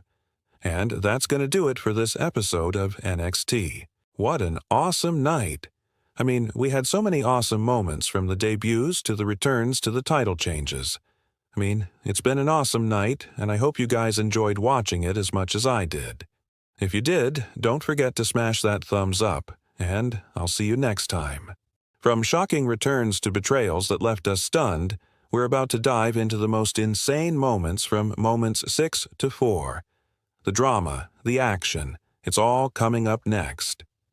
At number 6, things got wild when a heated rivalry boiled over into chaos. Two superstars couldn't even wait for the bell, attacking each other before the match began. Security rushed in, referees tried to separate them, but the hatred was too real. The fans loved every second of it. Number 5, the night took an emotional turn. A returning superstar walked back into an NXT ring for the first time in years. The crowd erupted in cheers, chanting their name as they stood in the spotlight. You could see the tears in their eyes. This wasn't just a return, it was a homecoming. And number 4 brought us a classic NXT twist, a surprise betrayal. Just when it looked like a friendship was stronger than ever, one superstar turned on their partner with a vicious attack. The crowd gasped, social media exploded, and a new rivalry was born right before our eyes. But that's not all. There's more drama unfolding in NXT than ever. Now let's get into the heart of the action with moment number 3. In a shocking turn of events, a rising star has become the new number 1 contender for the NXT Championship. After weeks of hard-hitting action and intense battles, this superstar has proven their mettle and seized the opportunity to challenge for the coveted title. But who will step up to face them?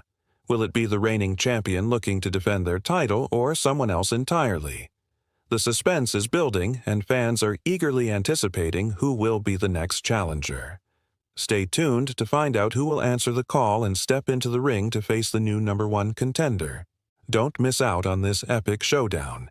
As the stakes rise and the competition heats up, rivalries intensify and new alliances are formed. The stage is set for an unforgettable showdown where dreams are made and legends are born. Who will rise above the rest and claim victory in this ultimate battle?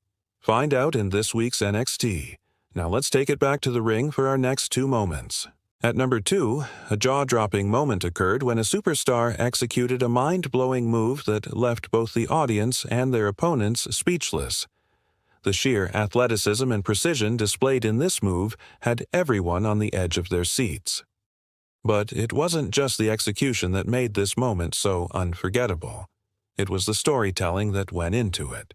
As the superstar made their way to the top of the turnbuckle, you could feel the tension building in the arena. The crowd was hushed, anticipating what was about to happen next. When the superstar finally leaped off the turnbuckle and landed a breathtaking maneuver, the silence was shattered by an eruption of cheers and applause. It was a moment of triumph, a testament to months of hard work and dedication. But the impact didn't end there. This move became a defining moment in the superstar's career, a showcase of their extraordinary talent and skill. It was a turning point that solidified their place in the hearts of fans and cemented their legacy in the annals of wrestling history. And now it's time for the main event. At number 1, we witnessed a stunning upset that sent shockwaves throughout the NXT universe. A newcomer who had been underestimated and overlooked had just defeated a seasoned veteran in a match that was nothing short of spectacular. The energy in the arena was electric as the underdog triumphed over the favorite. It was a David and Goliath story where determination and grit paid off in the most exhilarating way. This unexpected victory marked a significant moment in the newcomer's career, propelling them into the spotlight and silencing those who had doubted their abilities. With each passing second, the cheers of the crowd grew louder, celebrating the triumph of the underdog and the new era of NXT. It was a night that would be etched in the memories of fans forever, a night when a rookie shone brighter than the stars. And with that, our countdown of the top moments from moments 6 to 4 comes to an end. Which moment was your favorite? Let us know in the comments below. Thanks for watching. Welcome everybody. I'm here to count down the moments that you missed from this week's NXT. And spoiler alert, you do not want to miss any of these incredible moments. So let's get into it. At number 10, we start with a match that set the tone for the night. An explosive tag team bout where speed clashed with raw power. The chemistry, the reversals, the teamwork, all of it was on display in this one. And this was the perfect way to fire up the crowd for what would be an incredible night of action. But enough from me. Let's just dive right into it, shall we? At number 9, we got a jaw-dropping dive off the top rope that had the arena holding its breath. You could feel the impact in your chest as the crowd erupted. This is the kind of daredevil action that makes NXT must-watch TV.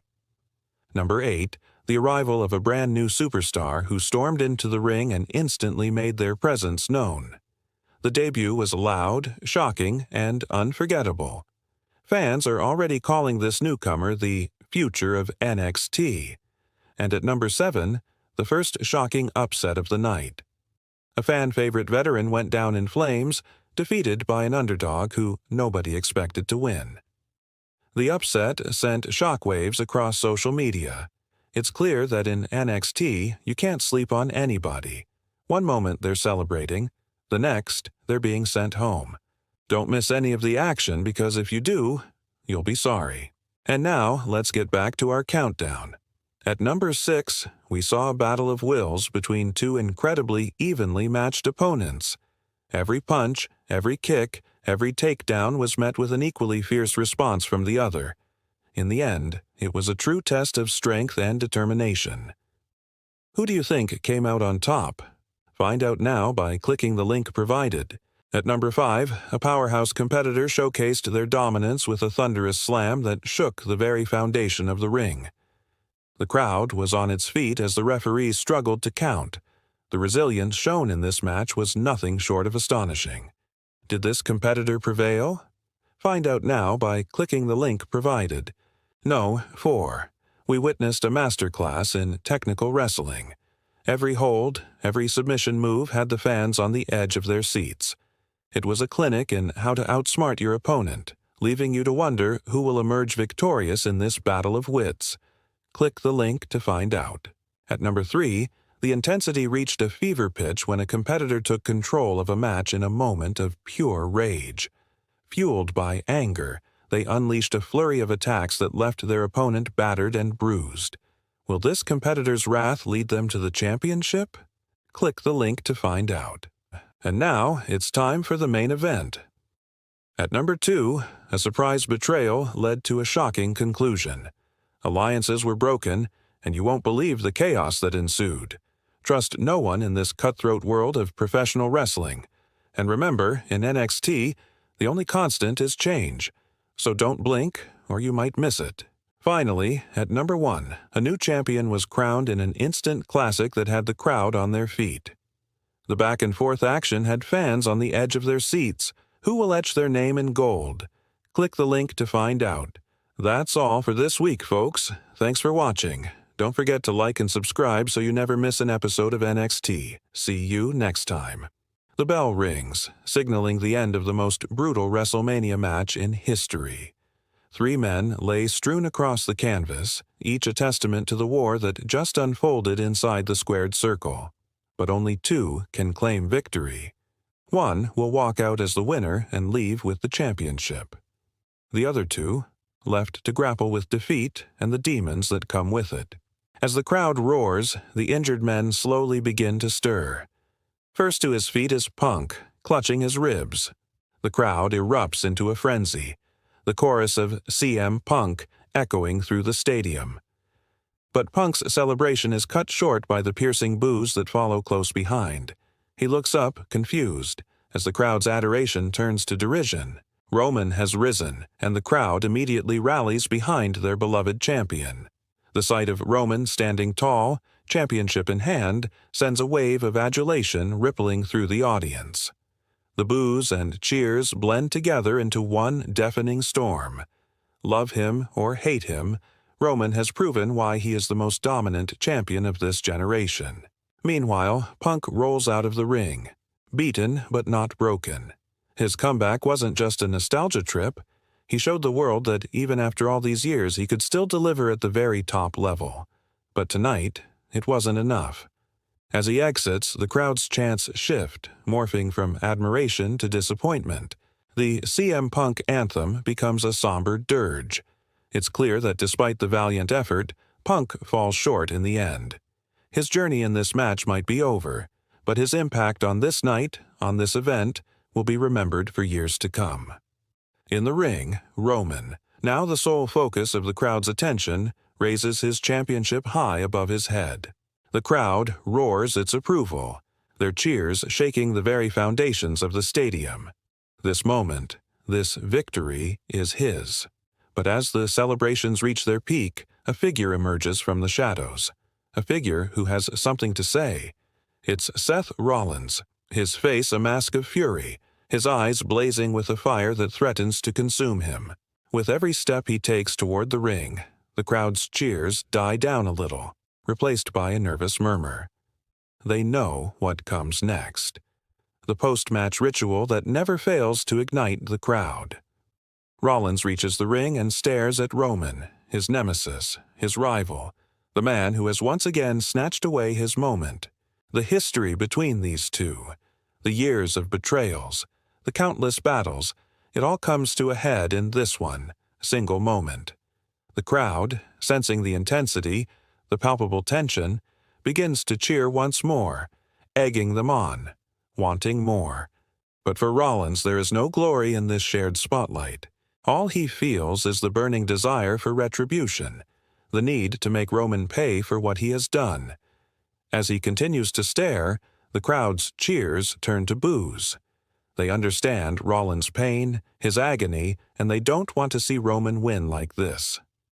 The show might be over for the WWE Universe, but for Roman and Rollins, it's just begun. The stage is set for the next chapter in their saga, a saga filled with betrayal, revenge, and an unbreakable bond that transcends mere rivalry.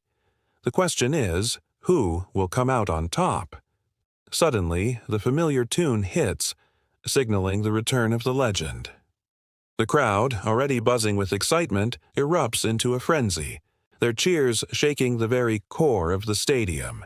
He strides to the ring, his presence commanding respect and admiration.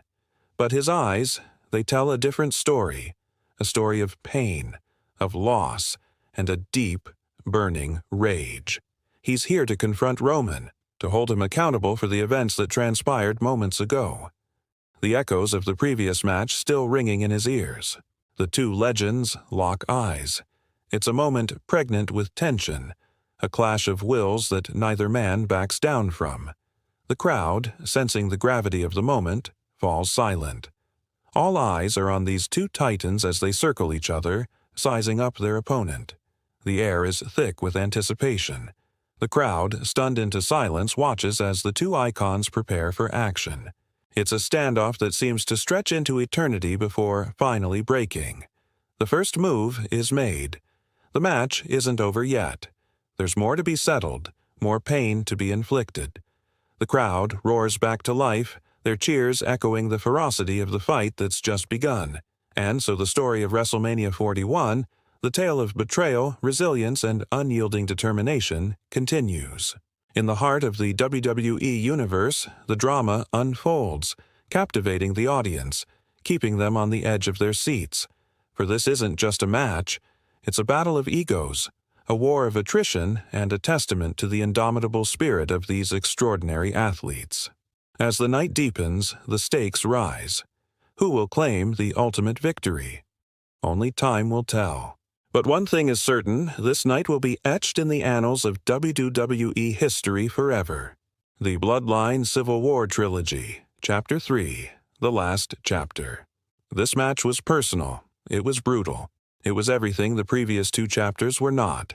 And in the end, it gave us one of the greatest WrestleMania moments ever.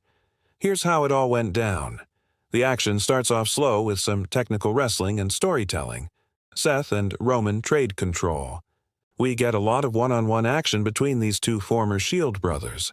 There's no shenanigans. There's no interference. These two are focused on beating each other's brains in. Things start to pick up when the Usos get involved, but not in the way you might think. Instead of helping Roman, they end up taking out their own cousin by mistake. This causes a disqualification.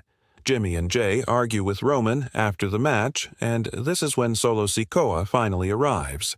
He lays out a challenge to the Usos, telling them that if they can beat him and take the tag titles, he'll leave the bloodline for good.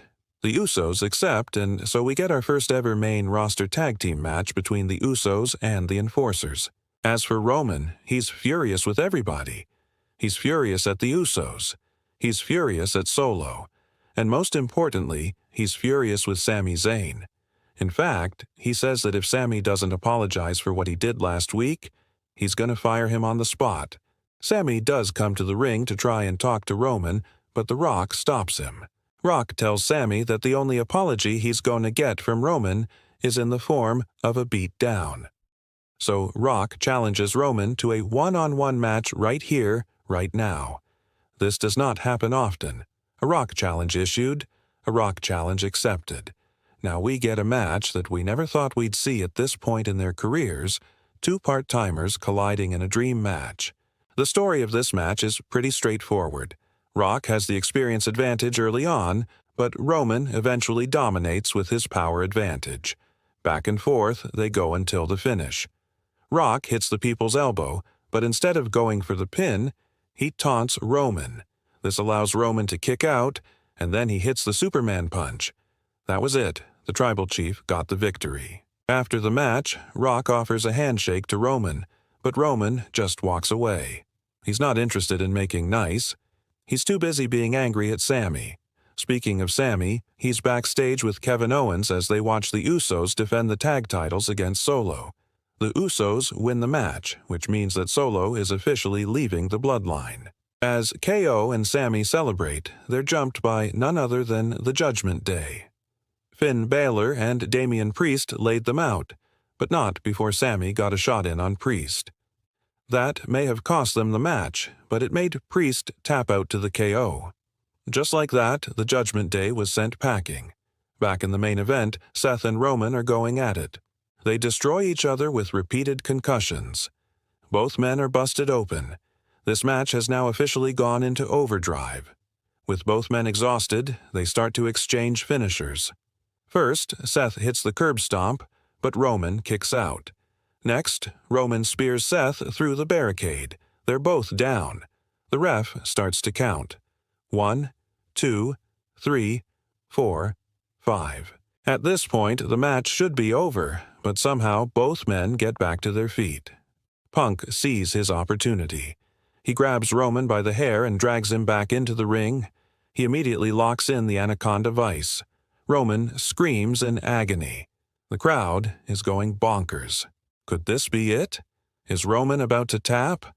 Unfortunately for CM Punk, it doesn't happen because music interrupts. Music that can only mean one thing. Here comes the cavalry. Seth Rollins flies in out of nowhere and hits a frog splash on Punk. The hold is broken and all three men collapse in exhaustion. The ref starts to make the double count. 1, 2, 3. All three are down. Who's going to take this one? It doesn't matter because here comes the finishing sequence. Seth rolls up Punk and hits the stomp. That should do it, but out of nowhere, Punk kicks out. What? How? Well, that didn't work, so Punk goes for the GTS. This time it connects and he covers. 1, 2, wait, hold on. Roman pulls the trigger on a Superman punch and then he covers. 1, 2, 3. The stadium explodes. Roman Reigns retains the title in the most exciting match of the night. And that's gonna do it for our coverage of Night 2. Don't forget to tune in next week for our special episode breaking down the entire event. Plus, stay tuned for more news and results. Thank you so much for watching, and we'll see you next time.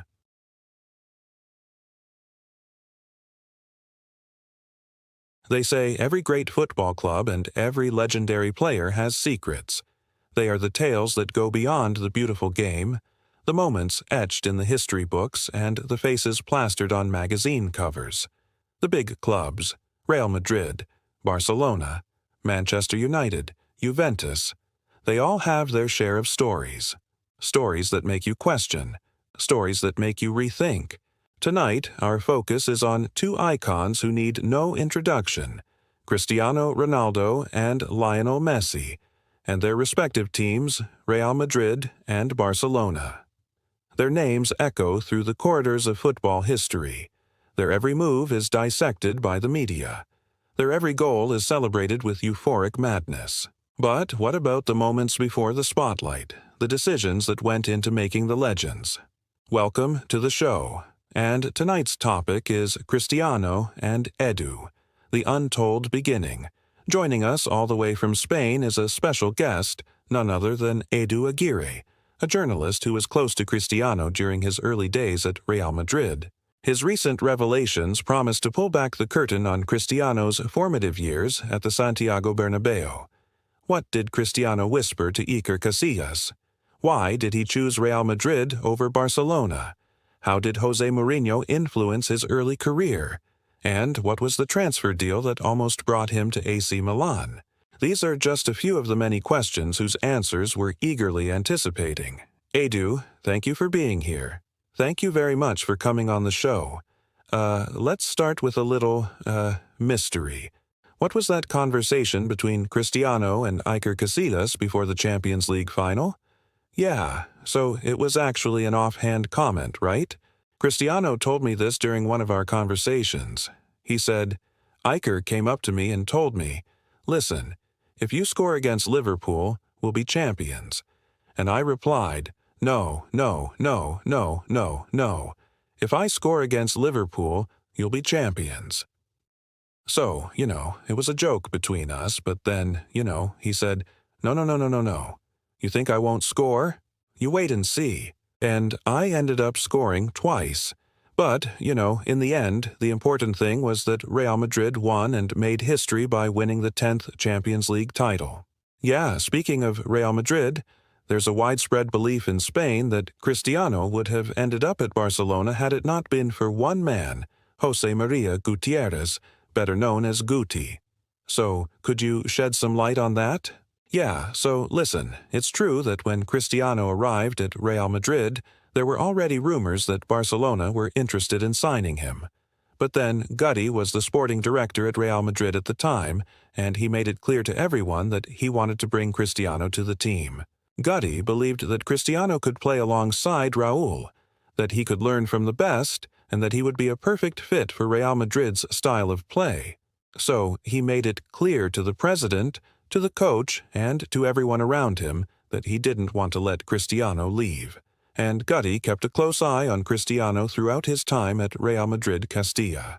He went to watch him train with the reserve team, and he was impressed by his dedication, his work ethic, and his natural talent. So Guti decided to give Cristiano a chance, and he promoted him to the first team. He also convinced the coach to give Cristiano playing time, and he helped him to adapt to life in Madrid. And the rest, as they say, is history. So, coming back to Barcelona, do you think Messi's relationship with Pep Guardiola at Barcelona was a master-apprentice relationship? I think there's a lot of truth to that, because, Pep came up through the youth ranks at Barcelona as a player, and when he became the coach, he continued that same philosophy, that same style of play. And he gave Messi the freedom to roam, to create, to score, and, they had a great understanding of each other's tactics, their movements, and their decision-making, and they achieved a lot together. 4 trophies in one season. It was incredible. So, lastly, could you delve into the transfer deal that almost took Cristiano to AC Milan? Yeah, sure. So, Cristiano was only 18 years old when he signed with Real Madrid, and at that age he wasn't sure if he could make it at such a big club, and Milan offered him a chance to play in Serie A, one of the top leagues in Europe, and also they promised him playing time, which was something that Cristiano needed at that stage of his career. But in the end, he chose Real Madrid because he felt that he could learn more from a bigger club, from a bigger league, and from some of the best players in the world. And, he also wanted to prove himself, to silence the critics who said that he couldn't handle the pressure or the expectations. And he ended up exceeding all those expectations. And on that note, we wrap up tonight's episode. Thank you for joining us. And we'll catch you in the next one. Thank you.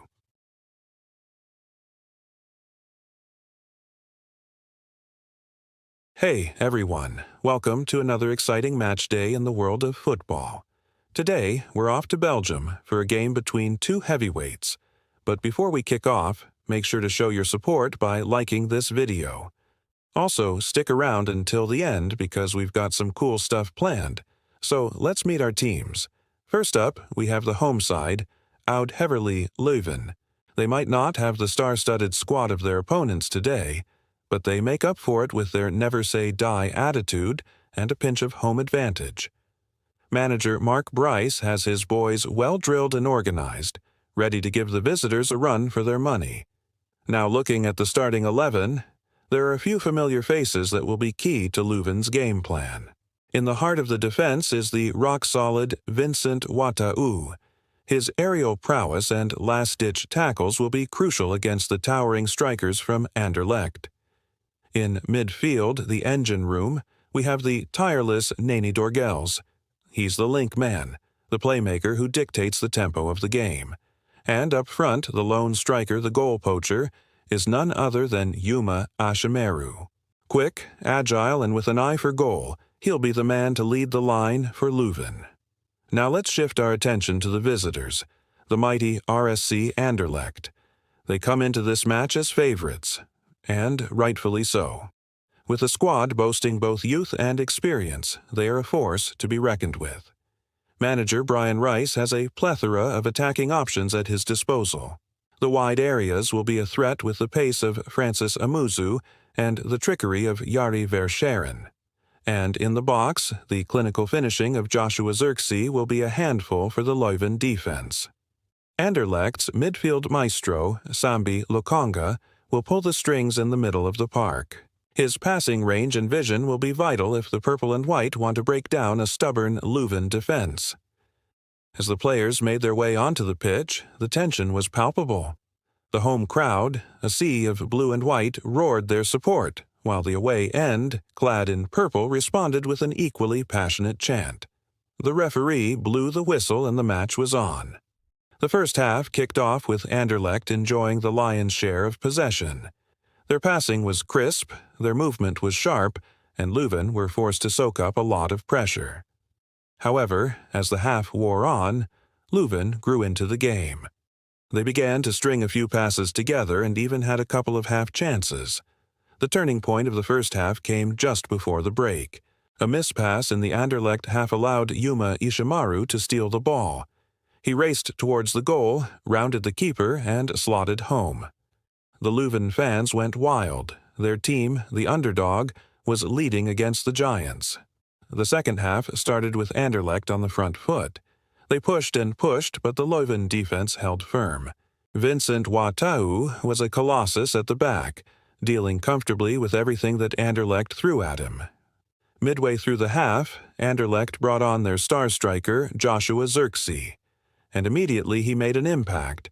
He got on the end of a cross and powered a header towards goal, but Leuven's keeper pulled off a stunning save to keep his team in the lead. The match continued with Anderlecht dominating possession, but Leuven's resolute defense and quick counterattacks kept them in the game. In the dying minutes of the match, Anderlecht threw everything they had at Leuven. There were 3 minutes of added time, and with the fourth official's watch ticking away, the tension was almost unbearable. The final whistle blew, and Oud-Heverlee Leuven held on for a famous victory. The home crowd erupted. This wasn't just a win, it was a statement. As for Anderlecht, the disappointment was evident. To lose to a fellow Belgian side was a setback they would look to quickly forget. Well, folks, that's a wrap. We hope you enjoyed this thrilling encounter. Remember to stay tuned for more live match action. Thanks for watching, and we'll catch you in the next one. Until then, keep watching, keep supporting, and keep playing. Hello, and welcome to our live coverage of the Super League match between Leuven and Anderlecht. Kickoff has just happened, and we'll bring you all the action as it unfolds. So stick with us. It's an absolutely stunning atmosphere here at the King Power at Den Dreef. The home fans are in full voice, and their team is looking to make a statement. Anderlecht, on the other hand, are a team under pressure. They come into this match following a string of inconsistent performances, and they need a win to get their season back on track. Can they do it, though? Only time will tell. But let's not waste any more time. This match has kicked off, and we're underway. And what a start by Onrust. He weaves past 2 defenders and fires in a dangerous cross towards the penalty spot. It finds its way to Amu, but he can't make clean contact, and the ball drops nicely for the Leuven goalkeeper. That was a close one. And Scarlet have started brightly. They've had 2 shots in quick succession, with Onrust forcing another save out of the Leuven goalkeeper. This time it was a powerful low drive that was destined for the bottom corner. But the Leuven stopper was equal to it. Anderlecht continued to press forward in search of an opener, and their fans are growing restless. They want their team to take control of this match, but Leuven are holding firm. They're compact, disciplined, and organized, and they're frustrating the away side with their physicality. Every tackle, every interception is met with applause by the home fans, and they've got a man for man in this. In the 22nd minute, Leuven almost made the breakthrough. A perfectly weighted through ball splits the Anderlecht defense and their striker charges forward one-on-one with the keeper. Can he beat him? Well, he goes for it, he rounds the keeper, but in the end, he fails to hit the target. The ball squirms across the goal line and out for a goal kick. That was so close.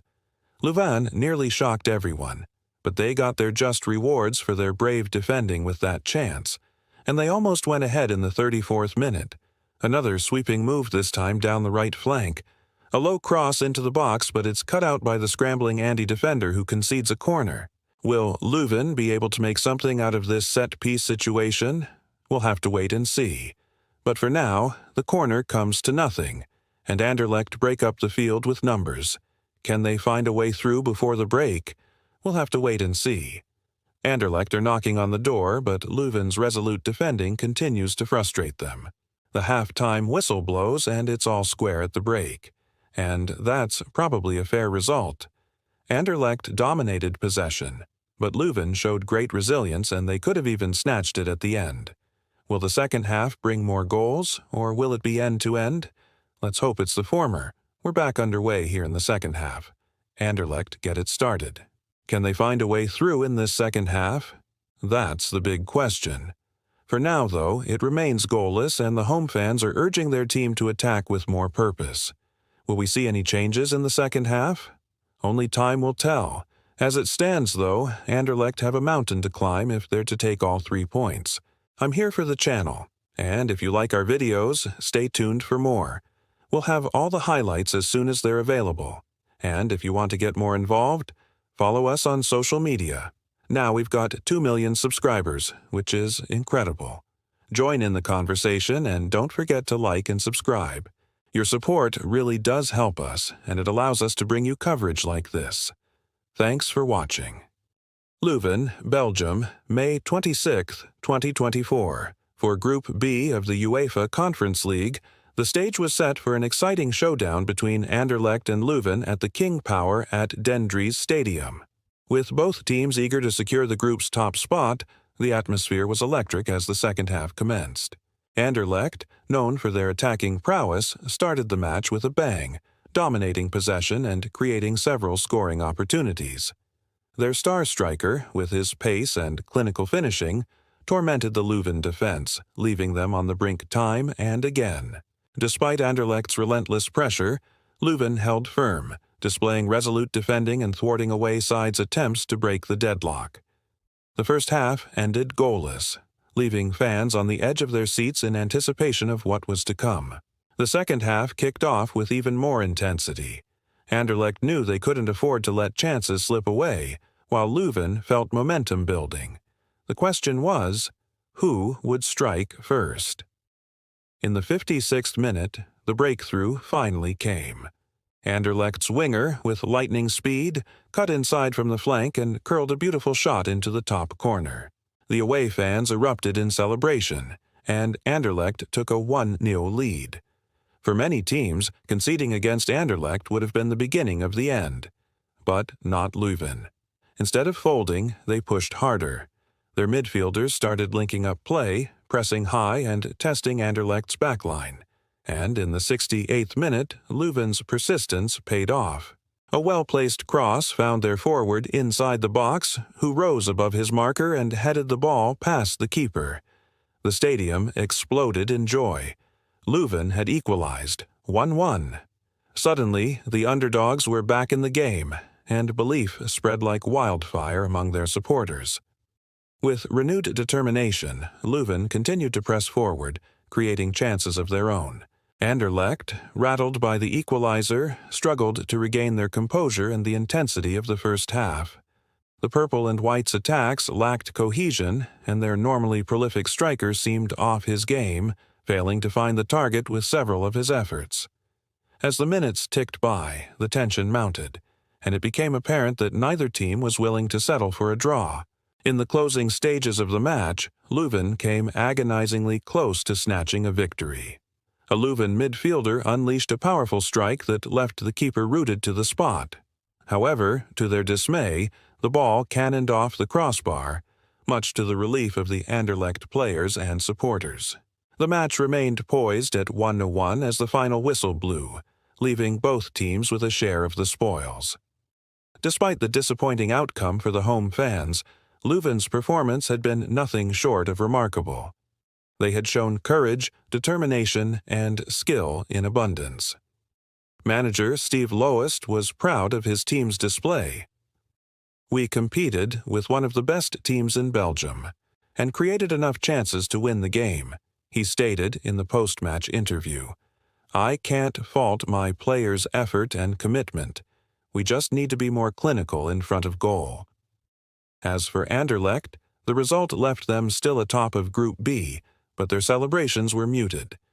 Coach Brian Prisk acknowledged that Leuven had earned a point. "They played very well and made it difficult for us," he admitted. "We didn't play our best football today, and I think a draw was a fair result." In the end, both teams had to settle for a share of the points in a hard-fought encounter that had it all: skill, drama, and an abundance of passion. As the dust settled on this thrilling contest, one thing was certain: the memories created on this day would live on in Belgian football folklore. The roar of the crowd, the agony of the near miss, and the unwavering support of the fans. It was a testament to the enduring spirit of these two great clubs.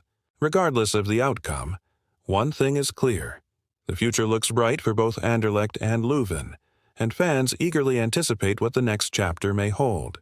Hello, everybody, it's me, and today we are going to talk about the top 3 times wrestlers betrayed their allies in WWE, and number 3 is definitely not what you think. It is a huge moment that completely changed WWE forever. But before we get into it, make sure you smash the like button, subscribe if you haven't already so you don't miss any new videos. But let's kick things off with number 3. We all know about the legendary wrestler, the excellence of execution, the one and only Bret the Hitman Hart. But what about the night that changed everything? The Montreal Screwjob of 1997 was more than just a match. It was a turning point in wrestling history. Hart was supposed to leave WWE for WCW with the WWE Championship in his hand. But in the middle of his match against Shawn Michaels at Survivor Series, Vince McMahon came out and made a shocking announcement. He took the title from Hart and gave it to Michaels, making him the new WWE Champion. Can you believe it? It was a blindside move that shook the wrestling world. The fans were stunned, the wrestlers were shocked, and Hart was left with nothing. But out of the ashes of that night, something new was born. The heel persona of Mr. McMahon emerged and the seeds of the Attitude Era were planted. Suddenly, WWE wasn't just a wrestling show, it was a must-see spectacle filled with shocking twists and turns. From that moment on, WWE became known for its unpredictable plot twists and controversial storylines. Betrayal became a key element in storytelling, keeping fans on the edge of their seats. The Montreal Screwjob didn't just change WWE, it changed professional wrestling forever. Now let's talk about the one and only Paul Triple H Levesque, a man who has been in the WWE for over 25 years. Throughout his career, he has had numerous allies, but he has also betrayed them in shocking ways. One of the most memorable instances occurred in 1997 when Triple H turned on his allies, the New Generation, a team that included Shawn Michaels and the recently returned from injury, Cactus Jack. Triple H had become increasingly frustrated with his role in the group and felt that he wasn't getting the recognition he deserved. So, in a surprising turn of events, he aligned himself with D-Generation X, a notorious group known for their rule-breaking and bad boy antics. This wasn't just a one-off betrayal, though. Triple H went on to betray and turn on countless allies throughout his career. In fact, it seemed like there wasn't a single wrestler he would not betray if it meant advancing his own career. This pattern of behavior culminated in 2005 when Triple H orchestrated the breakup of Evolution, a group that had been dominant in WWE for several years. He betrayed his former allies, Ric Flair, Batista, and Randy Orton, proving once again that he was willing to turn on anyone, even his closest friends. Triple H's willingness to betray his allies has made him one of the most hated and despised wrestlers in WWE history. Fans have been left wondering who will be next on his list of victims. But let's take a look at this, Randy Orton. When he won his first WWE Championship, he became the youngest world champion in history at the age of 24. He was a member of the infamous group Evolution, alongside Triple H, Ric Flair, and Batista. However, during a celebration of Orton's championship win, Evolution was attacked by D-Generation X. In the midst of the chaos, Triple H confronted Orton, who had just won the title. He demanded that Orton hand over the championship belt, and when Orton refused, Triple H viciously attacked him. As the crowd watched in disbelief, Triple H, along with Batista and Flair, beat down Orton, leaving him lying in the center of the ring. This shocking betrayal marked the end of Evolution and the beginning of Orton's journey as a singles competitor. In fact, it was the start of his rise to become the Legend Killer, a moniker that symbolized his early career as a ruthless young champion who was not afraid to take on and defeat some of the biggest names in WWE history. So tell me, which of these betrayals shocked you the most? Was it the Montreal Screwjob, Triple H's betrayal of the New Generation, or Randy Orton's betrayal by Evolution? Let us know your thoughts in the comments below, and don't forget to like and subscribe for more amazing content. See you next time.